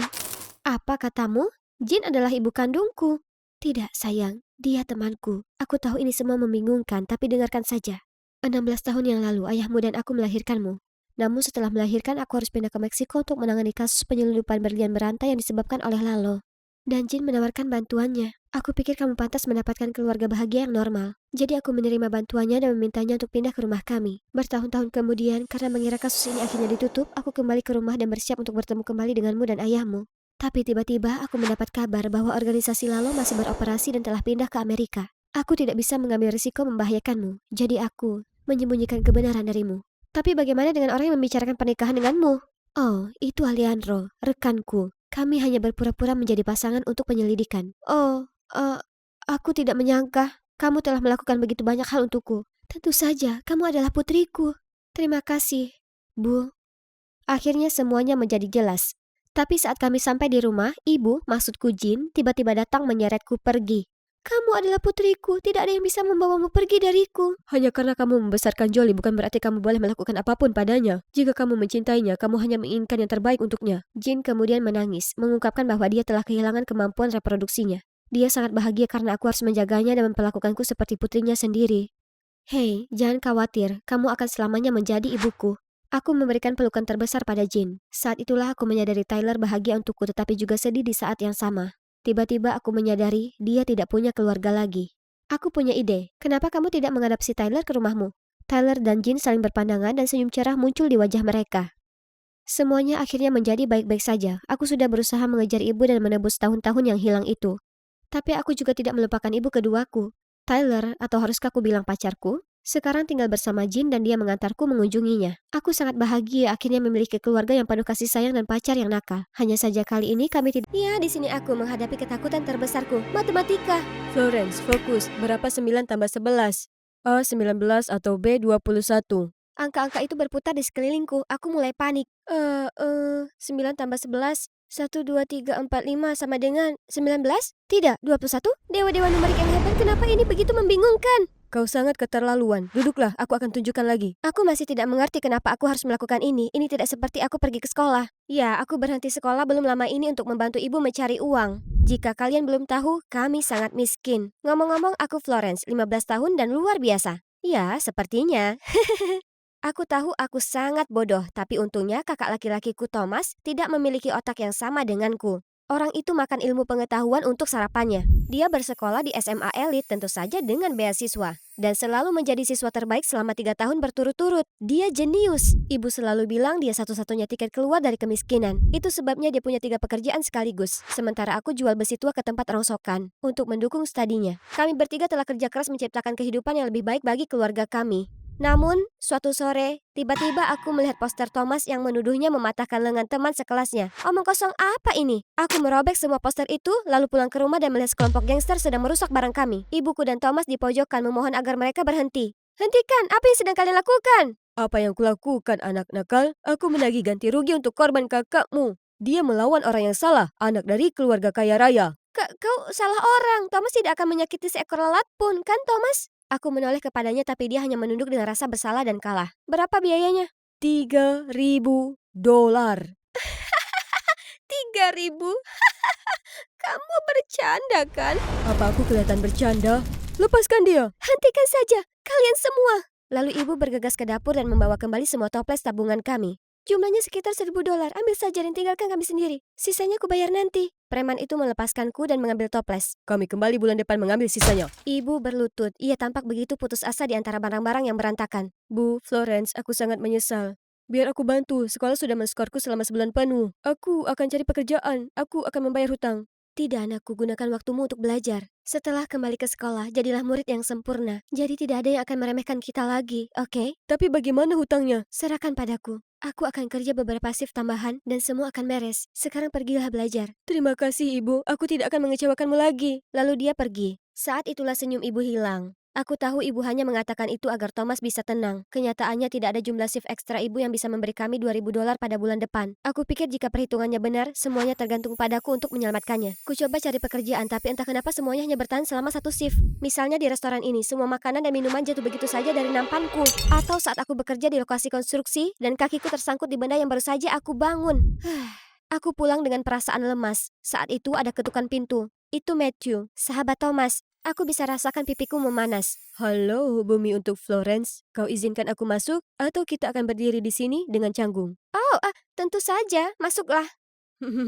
Kamu terlihat lelah. Kamu baik-baik saja? Ini cuma masalah dengan Thomas. Aku sudah berusaha mendapatkan pekerjaan untuk membayar hutang, tapi tidak ada yang berhasil. Aku turut berduka untuk keluargamu. Aku ingin bantu, tapi ada sesuatu yang harus kamu ketahui. Setelah pembicaraan, Matthew mencarikanku pekerjaan pembantu di rumah sepupunya. Pembantu lain sedang mengajakku berkeliling. Keluar! Seorang berlari melewati kami sambil menangis. Apa itu? Itu adalah Tuan Paul yang sedang mengamuk. Dia adalah anak haram dari mendiang tuannya. Dan baru dibawa ke sini 5 tahun yang lalu oleh kakeknya. Dan katakan saja Nyonya Stephanie, ibu tirinya tidak begitu senang dengan hal itu. Mereka sudah saling bermusuhan sejak saat itu. Gadis yang baru kamu lihat kesayangan Nyonya Stephanie. Dia duri dalam daging bagi Tuan Paul untuk sementara waktu. Maka aku harus temukan cara mendapatkan sisi baik mereka berdua untuk membuktikan bahwa aku sempurna untuk pekerjaan ini. Oke, hari pertama di tempat kerja. Nyonya Stephanie mengeluhkan koleksi mobil-mobilan Paul. Jadi kubuang semuanya. Tapi Paul menjadi marah besar dan mengobrak-ngabrik tempat barang rongsokan untuk menemukan satu persatu. Maaf, Tuan Paul. Hanya saja Nyonya Stephanie, ups. Dia segera bergegas pergi menemui Nyonya Stephanie. Aku merasa tidak enak, jadi aku menebus kesalahan di antara mereka. Aku memasak sup kesukaannya dan mengatakan bahwa Nyonya Stephanie membuatnya sebagai permintaan maaf. Tapi saat dia mengambil suapan pertama, wajahnya berubah menjadi hijau dan berlari ke toilet terdekat. Ups. Suatu hari saat hujan, aku sedang membuang sampah dan melihat seorang wanita aneh mengintip dari pagar. Dia tiba-tiba tersandung, jadi aku membantunya berdiri. Bertanya apakah dia sedang mencari seseorang, tapi dia langsung lari. Wow, Yesus. Sudah berapa lama kamu di sana? Cukup lama. Masuklah ke dalam. Di luar dingin sekali. Tentu saja. Kemudian pada hari itu aku sedang membersihkan kamar Nyonya Stephanie ketika tanpa sengaja menjatuhkan kotak perhiasannya. Kotak itu jatuh ke lantai, menumpahkan perhiasannya kemana-mana. Salah satu gelang patah menjadi 2. Aku panik mengantonginya untuk diperbaiki nanti saat kepala pelayan yang kasar membuka pintu. Aku minta maaf dan berjanji untuk memperbaikinya, tapi dia bersikeras memecatku. Saat itu Paul masuk dan memerintahkannya untuk membiarkannya. Paul tinggal dan melihatku memperbaikinya. Di mana kau belajar itu? Bukan apa-apa. Aku tumbuh di taman trailer. Semua yang kami miliki dari tempat rongsokan. Hanya perlu sedikit perbaikan. Aku sudah melakukannya sejak lama, jadi... Kau punya bakat. Selain itu menggunakan kembali barang-barang itu keren. Terserah apa katamu, pria cantik. Kamu mau jalan-jalan sekali-sekali? Semacam kencan? Mungkin. Tidakkah pacarmu akan cemburu? Pacar apa? Aku masih jomblo dan siap untuk berkencan sekarang. Tentu saja, kenapa tidak? Di akhir pekan, Paul mengajakku ke kedai kopi favoritnya dan aku bisa melihat sisi lain yang lebih lembut dan penuh perhatian. Ternyata dia tidak pernah punya pacar, jadi aku membuatkan dia tutorial merayu. Tentu saja dengan harga tertentu. Pada awalnya aku pikir dia hanya berlatih denganku dengan memberiku bunga dan coklat mewah. Namun dia terus merayuku dengan daftar yang aku buat sendiri. Dia menyiapkan piknik romantis di bawah bintang-bintang di halaman belakang. Mengajakku ke taman dan menyaksikan matahari terbenam bersama. Malam itu kami berjalan kembali ke rumah. Sebelum masuk ke dalam, Paul menghentikanku. Beberapa minggu terakhir ini saat aku mengenalmu, saat-saat terbaik dalam hidupku. Florence, aku pikir aku jatuh cinta padamu. Mau jadi pacarku? Oh, dari mana kamu belajar kata-kata murahan itu? Apa kamu suka? Di sini panas atau karena kamu di sampingku? Hentikan. Aku cuma ingin kau janji untuk berada di sisiku apapun yang terjadi. Aku janji. Ketika Paul pergi, aku kembali ke kamar dan mengeluarkan buku harianku, lalu mencentang kotak terakhir di daftarku. Ya, itu menyenangkan, Paul, tapi semuanya harus berakhir. Sebentar lagi kau akan bayar semua yang kau lakukan pada keluargaku. Aku mengetahui kebenarannya saat Matthew datang ke rumah kami. Ada sesuatu yang harus kamu ketahui. Kakakmu ditipu. Dia tidak memulai perkelahian. Seorang pria mengejek keluarga miskin kalian sehingga Thomas menjadi agresif. Setelah kejadian itu, orang itu merasa kesal karena Thomas memukulinya. Dia pura-pura patah tangan dan menyuruh keluarganya mendatangi kalian. Mereka tidak butuh uangmu, cuma mau kalian menderita. Dan siapa orang itu? Dia, Paul, sepupuku. Apa yang dia lakukan salah, jadi aku berada di pihakmu dalam hal ini. Dan satu lagi, Matthew memutar video Stephanie dan preman-premannya yang mengancam ibuku dan meminta lebih banyak uang. Kemarahanku menjadi membara. Saat itu, aku memutuskan untuk membalas dendam. Itulah sebabnya aku menjadi pembantu di rumah Paul, menyabotase hubungannya dengan Stephanie dan membuatnya jatuh cinta padaku. Semua berjalan sesuai rencana sejauh ini. Namun hal berikutnya yang aku tahu, ibu menelpon memberitahu bahwa Thomas dikeluarkan dari sekolah dan kabur dari rumah. Darahku mendidih. Itu dia, hari ini adalah hari di mana Paul akan tamat. Aku mengambil gelang Stephanie yang rusak dan meletakkannya di samping meja tempat tidur. Saat pengecekan harian, kepala pelayan langsung menemukannya dan memberitahu Stephanie. Dia bergegas menegurku karena telah mencuri perhiasannya. Saat itu, Paul menukik untuk membelaku. Paul, kamu harus percaya padaku. Aku tidak mencurinya. Aku hanya ingin memperbaikinya sebelum mengembalikannya kepada Nyonya Stephanie. jangan khawatir, aku percaya padamu. Kau dengar, aku tahu kamu membenciku, tapi jangan coba-coba menyeret orang yang kucintai. Oh, akhirnya kau buka-bukaan juga ya? Kau dan pacar miskinmu. Dasar payah. Kau benar, kita memang mirip, dan itu berarti kita tidak sepertimu. Dasar penyihir jahat. Mari kita lihat bagaimana kamu menyukainya sendirian di jalan. Penjaga, usir mereka sekarang. Detik berikutnya, Paul dan aku dibuang di trotoar bersama barang-barang kami. Melihat dia bergulat dengan barang-barangnya, aku tidak bisa menahan tawa. Bagaimana rasanya dibuang seperti benda yang tidak diinginkan? Menyenangkan ya kan? Apa yang kau katakan? Kau ingat Thomas, orang yang mematahkan lenganmu, orang yang kamu gunakan untuk memeras uang dari keluargaku? Aku adiknya. Aku rasa kamu salah paham. Thomas tidak mematahkan lenganku. Dia hanya mendorongku ke tanah dan bilang jangan bicara omong kosong tentang keluargaku. Aku tidak peduli, tapi Stephanie terus menyuruhku bolos. Dia pasti memanfaatkanku. Kamu mengejek keluargaku karena miskin. Itu sebabnya Thomas sangat marah padamu. Itu tidak benar. Aku juga dulu miskin. Kau ingat wanita yang mengintai di sekitar rumah? Itu ibu kandungku. Dia hanya ingin memastikan aku baik-baik saja. Ternyata Paul dan ibunya ditinggalkan oleh ayahnya karena latar belakang mereka yang sederhana. Kemudian kakeknya menemukannya. Meski Paul tidak mau, ibunya memaksa untuk ikut dengan kakeknya agar kehidupannya lebih baik. Namun yang tidak diketahui oleh ibunya adalah bahwa rumah besar itu adalah tempat yang paling dingin dan terisolasi. Itu sampai kau datang. Dan aku tersadar, Paul berkata jujur, itu berarti aku telah membalas dendam pada orang yang salah. Maafkan aku tidak tahu. Dan sekarang kamu diusir, Thomas sudah pergi, dan ada hutang yang sangat besar. Aku tidak tahu apa yang harus aku lakukan. Hei, tidak apa-apa. Selesaikan satu persatu. Aku tidak marah padamu. Aku hanya harap kamu cerita, tapi tidak apa-apa. Aku tidak suka rumah itu. Bagaimana kakakmu? Dia diusir dan pergi. Aku yakin dia baik-baik saja. Aku bantu mencarinya ya. Terima kasih, dan aku minta maaf, aku tidak tahu bagaimana menebusnya. Tidak perlu, aku punya firasat kalau kau tak membuat rencana yang aneh-aneh. Bukan aku, itu sebenarnya sepupumu, Matthew. Aku membawa Paul kembali ke rumahku di mana dia bisa istirahat sementara ibu menangis. Dia bilang Thomas dituduh menjiplak esai sehingga dia tidak bisa lagi bersekolah di sekolah itu. Tapi Thomas terlalu pintar untuk itu. Jadi Paul usul melakukan investigasi. Untuk menemukan esai siapa yang seharusnya dijiplak Thomas, kami masuk ke laboratorium komputer sekolah. Kami sedang mengintip ketika tiba-tiba Paul dicengkram dari belakang dan diseret. Aku perlahan berbalik dan sangat terkejut. Aku lari ke rumah Matthew, menggedor-gedor pintu.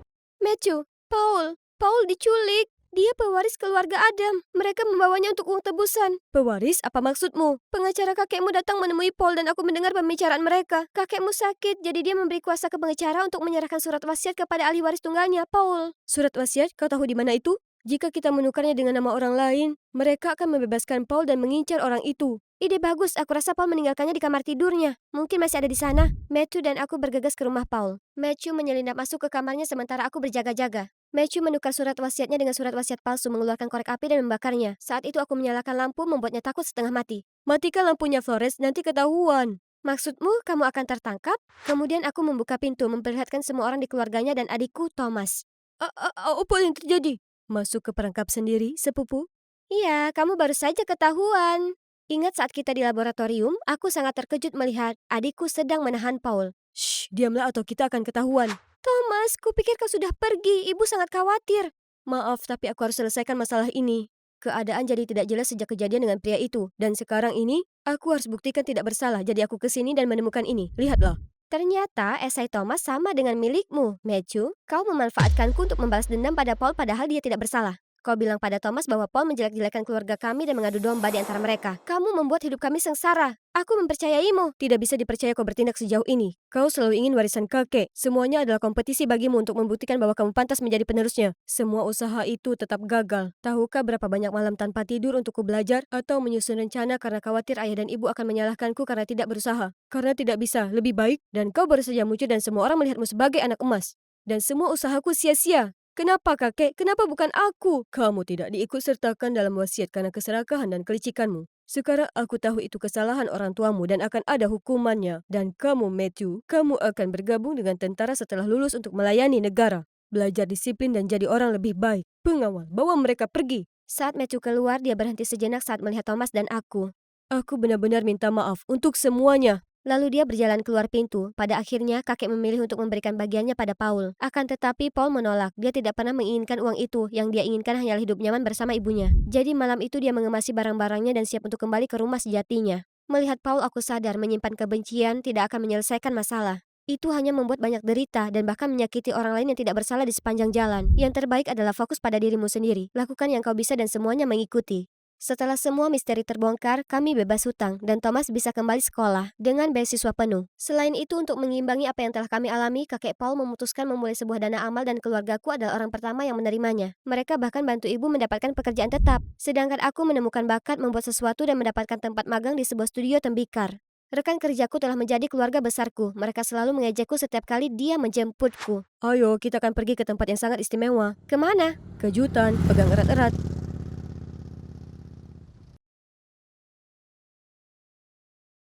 Sekarang maukah kalian melihat gadis ini yang menguasai panggung, membunuh semua pertunjukan? Coba tebak, itu aku. Aku Rina, wanita cantik berbakat seperti ibuku, Demi Grande, penyanyi terkenal. Selain menjadi diva yang mempesona, ibu juga bekerja sebagai pelatih vokal di sekolahku, Akademi Seni Gloria Rowley. Dengan guru terbaik di sini membantuku menyempurnakan semua keterampilanku, terdengar luar biasa kan?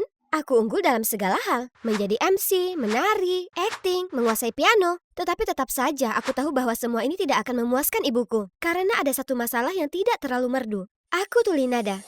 Pada jam 7, setelah aku bernyanyi sepenuh hati di kelas vokal, guru tanya ke ibuku kapan dia menjemputku. Oh, jadi Rina benar-benar putrimu. Sayang sekali dia tidak mewarisi suaramu. Suaranya jelek sekali hingga kita semua mau tutup telinga. Tapi selain menyanyi, aku masih bisa bersinar di panggung dengan cara lain. Misalnya, menjadi MC di pesta pra-pendengaran album baru ibuku. Semuanya berjalan lancar hingga track nomor 6, ketika speaker dan layar mati. Sebagai seorang profesional, aku membuat penonton terhibur dengan karisma dan gerakan tarianku.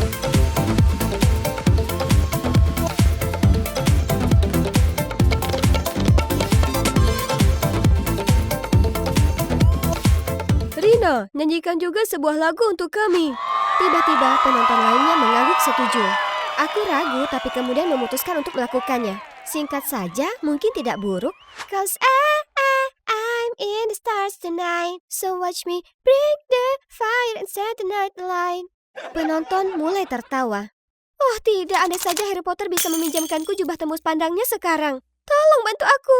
Tiba-tiba, Hai semuanya, maaf atas masalah teknisnya. Sepertinya ini juga mempengaruhi sistem suara, menyebabkan distorsi suara. Jadi, agar kalian semua tidak menunggu lebih lama lagi, mari kita tampilkan akustik untuk lagu berikutnya, di mana aku dan Ariana mendapat kehormatan tampil bersama Nona Demi Grande. Aku jamin kalian tidak akan bisa mendapatkan pengalaman ini di tempat lain. penonton bersorak begitu keras. Mereka pasti sudah melupakan penampilan burukku. Terima kasih Tuhan. Semua orang pasti menikmati ini. Maksudku, siapa yang bisa menyalahkan mereka? Lihatlah dia, penyelamatku. Bukan Harry Potter, tapi Brian Wills, penyanyi terbaik dari Departemen Vokal Akademi kita. Di akhir acara, aku bergegas untuk berfoto dengan ibu. Tapi, sepertinya dia sedang sibuk. Aku kira aku akan menemuinya di rumah. Malam itu aku berada di kamarku melihat klip video dari pesta ketika videoku bernyanyi muncul. Aku menelusuri komentar. Jadi suara indah Demi pasti tidak diwariskan. Dia bisa menari dan berakting tapi pasti tidak bisa menyanyi. Akan lebih masuk akal jika Ariana adalah putri Demi. Saat itu ibu berterima kasih atas keberhasilan acara tersebut dan melihatku kecewa dengan kata-kata itu. Tidak masalah Rina, nikmati saja tarianmu atau apapun yang kamu suka. Menyanyi bukan untuk semua orang. Kata-katanya terngiang di kepalaku. Aku putri seorang diva, namun suaraku seperti katak. Tidak mungkin mereka bisa menyanyi, lalu putri diva ini juga bisa menyanyi. Jadi aku daftar beberapa pelajaran menyanyi online. Lalu mendaftar sebagai penyanyi solo pembuka untuk konser tahunan akademi. Selama aku berlatih keras, maka aku akan berhasil seperti aku mengasah keterampilanku yang lain. Ibu melihatku berlatih dan berusaha membantu. Tapi sekeras apapun aku berusaha, aku selalu datang dengan irama yang salah. Aku bernyanyi seperti sedang membaca, berbisik ketika suara terlalu rendah. Suaraku pecah dan melengking ketika terlalu tinggi. Sayang, kenapa kamu tidak menyiapkan tarian saja? Itu lebih cocok denganmu. Serahkan nyanyian pada departemen vokal kami. Ariana pasti akan berhasil. Ariana ini dan Ariana itu. Aku putrimu, bukan dia. Aku harus bisa menyanyi. Aku sedang melihat daftar kandidat yang terdaftar dan merasa gugup. Tapi Brian muncul di sampingku. Oh, jadi kamu ingin mengikuti jalur menyanyi? Jika iya, aku akan selalu mendukungmu. Dia memberiku beberapa materi untuk pelatihan vokal dasar. Aku berpikir betapa manisnya dia ketika Ariana dan teman-temannya lewat. Oh, jadi kamu dan Brian mencoba untuk solo pembuka? Oh, tidak, hanya aku saja. Bagaimana bisa Brian bersaing dengan pacarnya? Ariana adalah pacarnya? Jadi Brian sama sekali tidak menyukaiku. Dia hanya bersikap sopan. Baik dia maupun ibu mengira aku hanyalah seorang tak berguna dan Ariana adalah pemeran utama. Jadi aku latihan siang malam untuk membuktikan mereka salah. Aku juga memposting klip pendek nyanyianku di forum dan berkata, jika orang memilihku, aku akan menampilkan pertunjukan besar yang penuh dengan nyanyian dan tarian. Keesokan harinya, sekolah mengumumkan 2 kandidat solo pembuka teratas, Ariana dan aku. Aku sangat gembira, tapi kemudian aku mendengar gumaman. Kamu benar-benar memilihnya? Aku hanya ingin melihat seberapa buruk suaranya. Jangan terlalu jahat, dia putri Nona Grande, tentu saja suaraku tertuju padanya. Tiba-tiba, Enid, gadis yang biasanya penakut ini muncul dan memberi selamat padaku. Jangan dengarkan mereka, Rina. Aku percaya hanya seseorang sebaik kamu yang pantas mewakili Akademi Seni Rowley di Gloria. Kata-kata baik Enid benar-benar memberiku kekuatan. Sekarang aku hanya harus terus berlatih. Aku sudah sangat dekat dengan tujuan sekarang. Akhir pekan itu adalah latihan terakhir sebelum babak seleksi. Aku sangat gugup dan ini pertama kalinya aku merasa seburuk ini di atas panggung. Aku tidak senyaman dan percaya diri saat menjadi MC atau penari. Aku bernyanyi dengan gemetar tapi yang terpikir hanyalah tenggorokanku yang gatal. Aku tidak bisa mencapai nadanya. Apa aku mempraktekkan teknik yang salah? Tidak mungkin, aku sudah mengikuti semua instruksi yang diberikan Brian. Jika kamu tidak benar-benar ingin melakukannya, jangan memaksakan diri. Aku hanya merasa sedikit tidak enak badan hari ini, jadi aku tidak ingin memaksakannya. Jangan khawatir, aku punya pertunjukan luar biasa untuk semua orang di hari H. Oh, Brian, kemana saja kamu? Kita perlu mengulangi duet kita sekali lagi. Ariana lagi?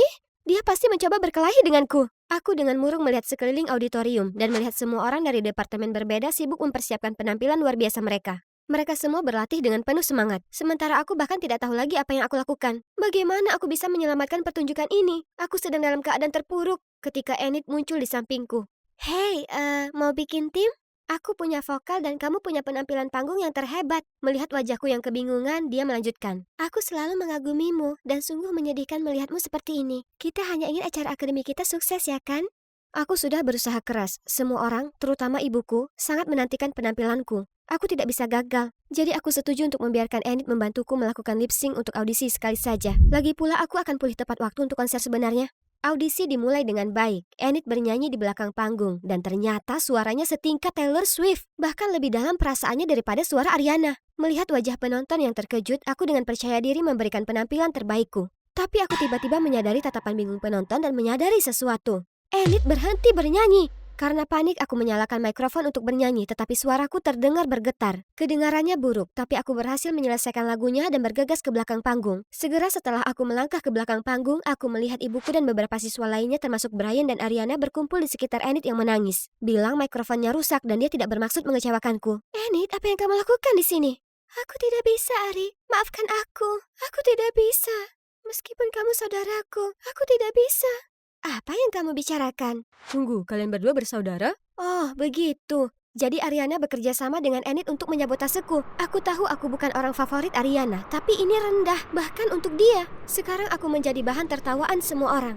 Itu adalah hari yang buruk, jadi aku hanya ingin meringkuk di kamarku dan ditinggal sendirian. Hanya saja, ibu mengetuk pintuku. Sayang, bisakah kita bicara? Aku terlalu sedih untuk menjawabnya, dan ibu pasti marah padaku, karena dia tidak mengetuk pintu lagi. Aku tidak bisa menyalahkannya, jika aku seorang ibu, anak perempuan yang buta nada sepertiku benar-benar membuat malu. Benar saja, keesokan harinya di sekolah, semua orang membicarakan 3 topik hangat. Yang pertama adalah sinkronasi bibirku. Rina bahkan tidak menyanyi dengan baik. Penampilannya sungguh sebuah lelucon. Tapi dia benar-benar penari yang hebat. Dia lebih baik fokus pada hal itu. Yang kedua, mereka mencurigai Ariana sebagai dalang yang menjebakku. Dan yang terakhir adalah keterkejutan melihat betapa dahsyatnya suara Enid. Sepanjang pagi itu, aku tidak bisa lepas dari gosip. Lebih buruk lagi, klip lip syncku diunggah secara online. Dan sekarang Akademi dituduh lebih memfavoritkan putri seorang selebritis daripada bakat. Aku tidak pernah bermaksud hal itu mempengaruhi ibuku dan reputasi sekolah. Aku tahu aku perlu mencoba memperbaikinya, jadi aku memutuskan untuk meminta maaf di depan semua orang saat istirahat makan siang. Itu ideku untuk lip sync dan aku tahu itu bodoh. Maaf, aku seharusnya tidak melakukannya. Namun sebelum teman-temanku jawab, Enid angkat bicara. Rina, aku tidak bermaksud menggagalkan rencana lip sync. Ariana memohon padaku, tapi aku menolak. Itu benar-benar kejadian yang tidak disengaja. Hentikan aktingmu, aku tidak pernah memintamu melakukan itu. Aku tidak merekam obrolan kita karena aku mempercayaimu, karena kau saudaraku. Tapi ayolah Ariana, kamu tahu apa yang kamu katakan. Oh, kamu tidak merekamnya? Maka kerjaku sudah benar. Ariana kemudian mengeluarkan ponselnya dan memutar video. Kenapa kamu berbohong tentang lip sync? Santai, kamu harus berterima kasih kepadaku karena membantumu menghilangkan saingan. Aku tersentak kaget dan begitu pula yang lainnya. Aku tidak pernah mengira Enid yang manis dan penakut bisa diam-diam begitu licik. Enid tidak bisa berpura-pura tidak bersalah lagi, jadi dia putus asa dan menceritakan semuanya. Oke, aku melakukannya, tapi tidak ada dari kalian yang mengerti bagaimana rasanya memiliki Ariana sebagai saudara perempuan. Suaraku lebih bagus, tapi aku tidak bisa bersaing dengannya. Dia cantik dan semua orang menyukainya, sementara aku selalu jadi kambing hitam. Belum lagi obat migrain yang membuatku menambah beban yang tidak bisa hilang ini. Jadi aku merasa terlalu tidak aman untuk berdiri di atas panggung. Aku hanya ingin Ariana merasakan kegagalan sekali saja. Merasakan apa yang aku rasakan. Jadi aku menggunakan Rina untuk memukulnya. Tapi mikrofonnya rusak dan aku malah menyalahkan Ariana. Semua orang masih mencoba untuk memproses semua fakta yang mengejutkan ini. Saat seorang anak laki-laki berdiri. Voila, semuanya sudah jelas. Itu hanya skema egois dari satu orang. Akademi Seni JR penuh dengan siswa yang sangat berbakat. Hentikan rumor bodoh itu. Ternyata pria itu telah melakukan live streaming semuanya. Kini setelah kasusnya ditutup, kredibilitas ibu dan akademi telah pulih. Tapi drama ini masih terlalu berat bagiku. Aku butuh istirahat. Ketika mendengarkan kicauan burung, aku mulai merasa lebih tenang. Tapi kemudian Ariana datang. Aku minta maaf tentang adikku. Memang benar aku sedikit iri padamu, tapi aku bukan pendendam. Iri? Padaku?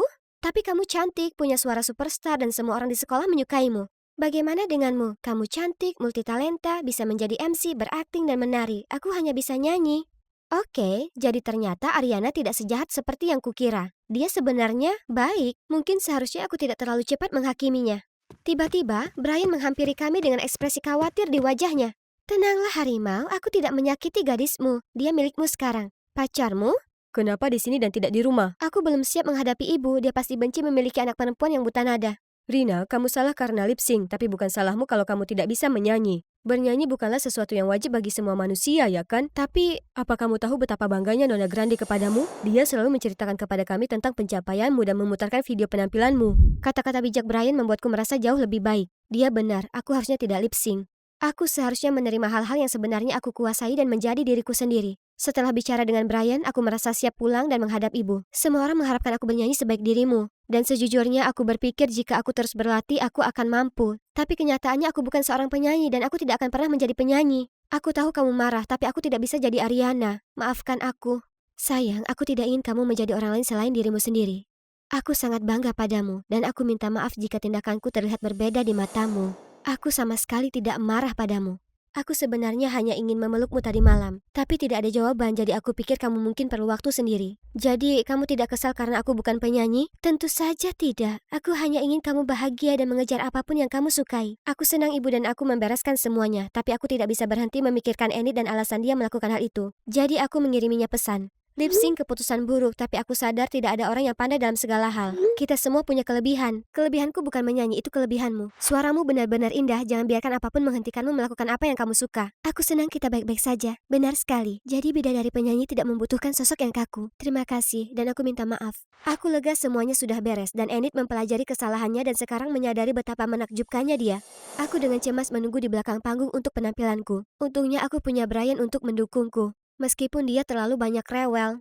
Aku hanya penari cadangan, periksa Ariana. Dia bintang pertunjukannya. Bukan aku dalam pikirannya. Kamu adalah prioritasnya. Hei, dia bahkan melepaskan kesempatan pertunjukan pembuka untukmu. Hah? Kamu benar-benar melakukan itu untukku? Prioritasmu? Sejak kapan? Ya, Ada acara pameran putri di sekolahku. Setiap anak perempuan akan datang dengan orang tua. Keduanya berdandan dalam kostum putri. Aku dan ayahku gelisah menunggu saat guru akhirnya memanggil nama kami. Tapi saat kami naik ke panggung, ada keheningan sesaat. Lalu seluruh penonton jadi riuh. Ayahku dalam pakaian putri sepertinya tak terlalu cocok, Hai yang di sana, namaku Pamela. Kalian bertanya-tanya bagaimana kami di situasi itu? Tetaplah menyimak, karena aku akan ceritakan ke kalian cerita lucu yang pernah ada. Aku tumbuh dengan dua orang tua yang penuh kasih. Ibu mengelola restoran pizza di kota, sedangkan ayah adalah petinju profesional. Namun kemudian ibu meninggal dalam sebuah kecelakaan saat ayah sedang pergi turnamen. Setelah itu ayah tak bisa berhenti berduka dan menyalahkan dirinya sendiri karena meninggalkan ibu sendirian. Jadi ayah memutuskan berhenti bertinju dan mengurusku serta restoran pizza itu. Tumbuh besar, ayah selalu pastikan aku tak lewatkan jadi anak perempuan. Tapi entah kenapa dia gagal setiap kali. Itu suatu keajaiban. Misalnya saat dia berusaha membuat kuncir kuda, dia sangat kesulitan. Kukira dia sedang bertinju dengan rambutku. Hari ini adalah salah satu upaya ayah yang gagal. Setelah penampilan itu, kami sedang menuju keluar saat kami bertemu Pak Rocky, mantan kompetitor ayah. Oh, bukankah ini Pak Barkley, juara tinju kita? Hai Rocky, kami tak percaya saat kau meninggalkan ring. Kau ini legenda, Barkley. Tapi kurasa keluarga yang utama, ya kan? Pernah jadi petinju terkenal, sekarang ayah yang menjadi putri? Oh, ngomong-ngomong, ini putraku. Dia akan mengikuti jejakku. Darah pejuang mengalir dalam keluarga, kau tahu? Kuharap tak mengalir di keluarga menjadi bajingan sepertimu. Saat kami tiba di rumah, kulihat ayah merenung. Mungkin memikirkan pertemuan dengan Rocky, jadi aku bohong padanya. Ayah, aku tahu ayah sudah melakukan ini untukku, tapi semua hal feminin ini toh tak cocok untukku. Sebaliknya, bisakah kau mengajariku bertinju? Aku ingin menjadi petinju sepertimu. Jujur pada Tuhan, aku masih suka sekali menjadi feminin dan lainnya, tapi hanya dengan melihat seberapa senang ayah, aku tahu aku sudah membuat keputusan yang tepat. Sejak saat itu aku tumbuh membantu ayah menjalankan restoran pizza dan belajar tinju dengannya. Akhirnya, ayah mendapat lebih banyak murid. Carson adalah yang terlama dan favorit ayah. Dia juga tinggal dengan kami dan membantu restoran. Bisnis segera meningkat berkat saudara bertinjuku. Para pelanggan, terutama yang perempuan, menyukainya. Segera kami jadi restoran pizza terkeren di kota. Suatu kali saat menjalankan tugas untuk restoran, kami mendengar seorang wanita tua meneriaki seseorang. Kau mencuri kukisku, anak muda. Tapi anak laki-laki itu hanya berjalan pergi meninggalkan wanita putus asa itu di belakangnya. Beraninya dia. Aku langsung menerjangnya dan menjatuhkannya ke tanah. Apa kau tak dengar kau pencuri? Kembalikan kukisnya sekarang. Hei, hentikan. Ini salah paham. Aku sudah lihat dia meletakkan kukis itu ke dalam tasnya. Wanita tua itu segera memeriksa tasnya dan kukisnya memang ada di dalam. Dengan canggung kulepaskan anak laki-laki itu dan saat dia berbalik, aku terkejut. Dia terlihat seperti malaikat yang berjalan di bumi. Bahkan dengan wajah kesal yang dia tunjukkan padaku. Apa ini adalah cinta pada pandangan pertama? Di perjalanan pulang, aku tak bisa berhenti menghayalkan dirinya. Saat tiba-tiba ku dengar ada truk pindah parkir di bangunan sebelah. Dan tepat di sana ada dia. Dia sangat berkeringat, kemudian tiba-tiba melepas kemejanya memperlihatkan badannya yang six-pack. Wah, ini hari keberuntunganku. Kemudian aku bertanya sekeliling dan tahu namanya adalah Denzel dan dia baru saja pindah ke sini dengan ibunya, Michelle. Sejak saat itu, aku tak bisa fokus dengan yang lain. Karena Denzel si cowok tampan dan perutnya yang memukau terus berlarian dalam kepalaku. Hei, ada apa? Oh, kau kenapa? Ups, maaf. Hanya saja, kurasa aku naksir berat pada tetangga baru kita, Denzel. Apa? Sungguhan?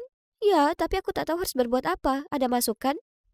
Aku punya banyak, tapi... Oh, ayolah, aku akan lakukan apa saja. Kumohon. Oke. Sekarang dengarkan baik-baik. Menurut Carson, cara terbaik untuk menunjukkan pesonaku adalah dengan memamerkan ototku. Jadi ku pasang samsak tinju baru ini tepat di depan rumah, menunggunya untuk muncul dan mengerahkan segenap tenagaku untuk meninju benda itu. Tapi Denzel sangat tak terkesan. Dengan dingin dia hanya melempar sampah, kemudian membanting pintu. Kemudian kutunggu hingga Denzel muncul di jendelanya, kemudian mulai mengangkat bangkuku ke atas dengan satu tangan untuk membuatnya terkesan. Yoga sore.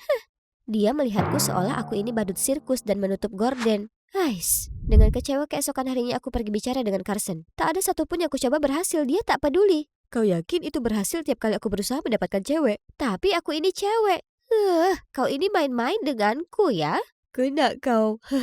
Tapi apa sih yang menarik sekali dari dia? Kau bisa bersamaku saja. Aku bisa memperlakukanmu dengan baik, Pam. Kau cuma seperti saudara bagiku, Carson. Terima kasih atas bantuanmu. Salah sekali mengandalkannya. Tapi bukan itu saja. Aku sudah lihat Carson dan gengnya menyudutkan Denzel. Aku langsung berlari untuk melindunginya.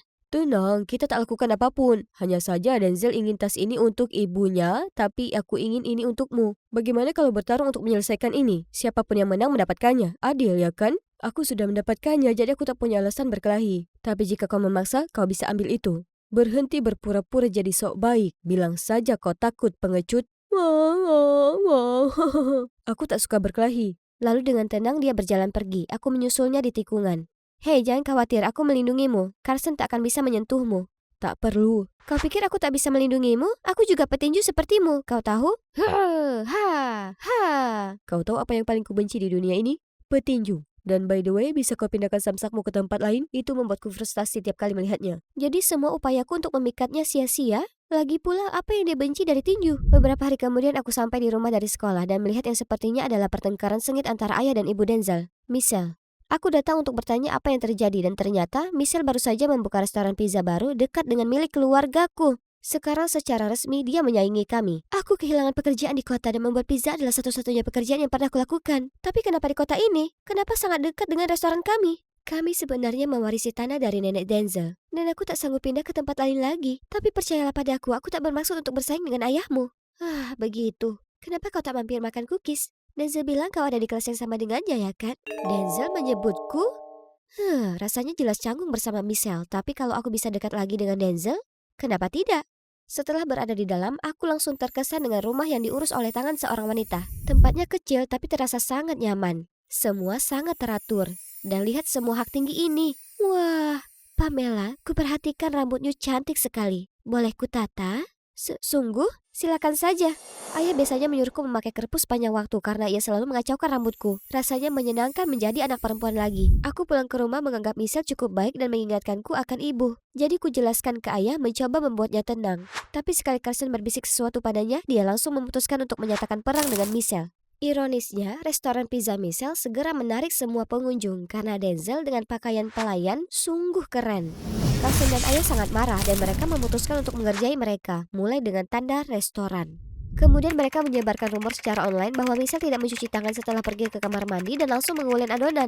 Carson pun berencana dengan ayah menyelinapkan tikus ke restoran Michelle untuk menakuti para pelanggan pergi. Tapi ku beritahu dia tepat waktu, jadi dia berhasil menghindari masalah. Sementara semakin lama aku bergaul dengan Michelle, kami semakin dekat. Kami belanja bersama, menyajikan kembali semua makanan favoritku yang biasa dibuat ibu. Dan dia bahkan mengajariku make up. Pamela sangat cantik, ya kan Denzel? Apa aku berhalusinasi atau aku melihatnya baru saja tersipu? Suatu hari aku datang ke restoran Michelle setelah kelas, tapi tempatnya tak sesibuk biasanya. Dan Michelle terlihat sangat tertekan. Seseorang berpura-pura jadi aku dan posting review jahat online di restoran ayahmu. Dan orang-orang kota mengira itu aku. Mereka memutuskan memboikotku dan melaporkanku karena melakukan praktek bisnis tak sehat. Tapi aku bersumpah aku tak ada hubungannya. Merasa tak enak, aku berlari ke rumah menemui ayah.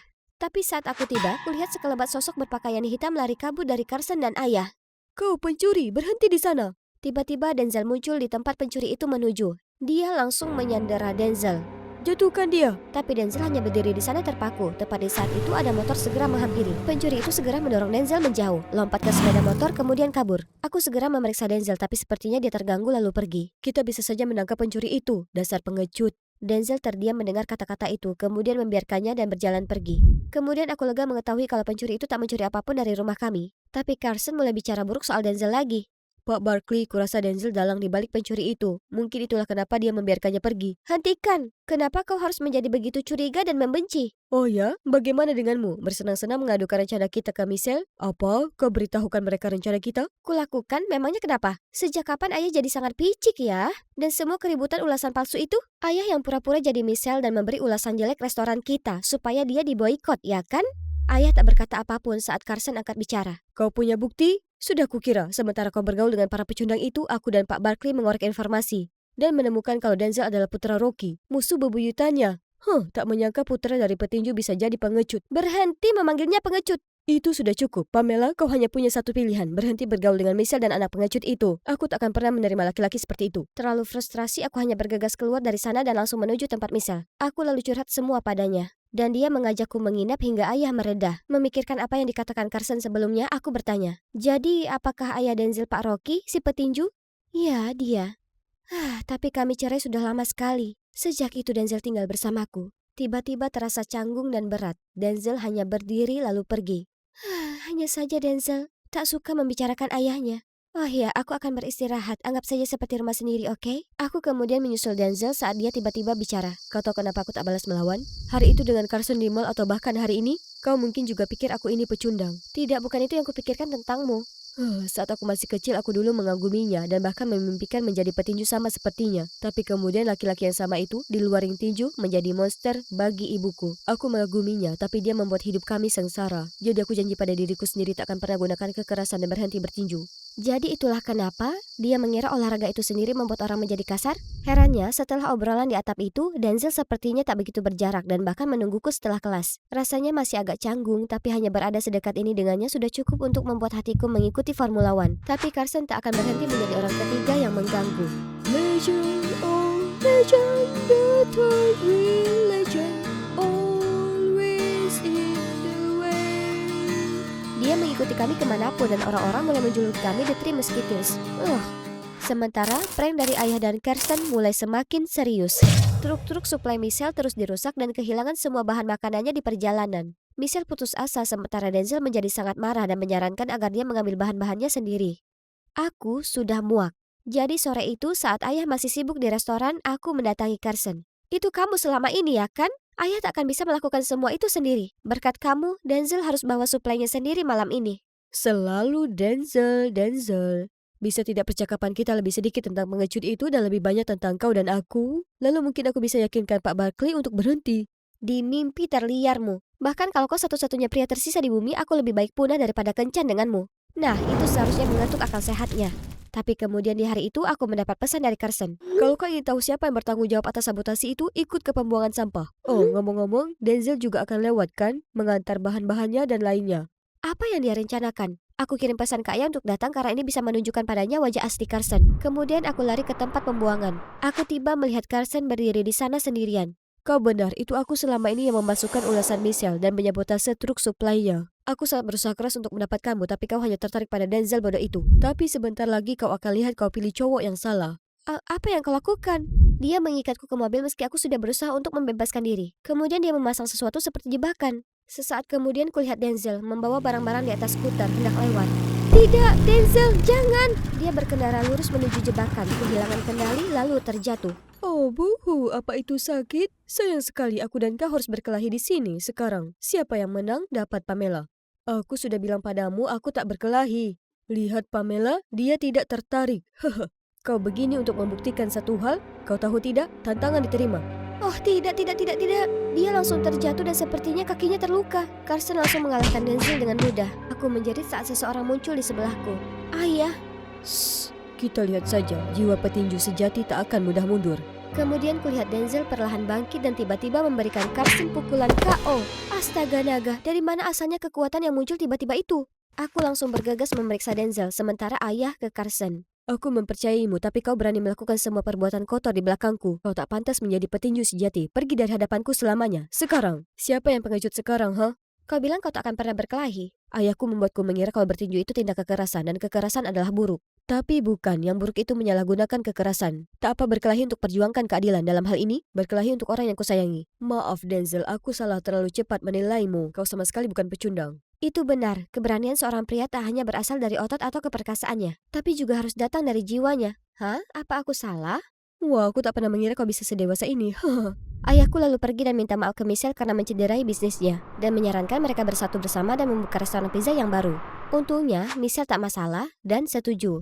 Setelahnya, Denzel memutuskan untuk kembali bertinju, dan yang terbaik dari semuanya, ayahku mengajari kami berdua. Oke, kalian berdua bisa berlatih sekarang. Aku harus pergi ke restoran untuk membantu Michelle. Dan kau tahu apa lagi? Aku dan Denzel akhirnya pacaran. Aduh, ini sakit sekali. Oh, aku minta maaf. Apa kau? Oh, kau dan tingkah anehmu.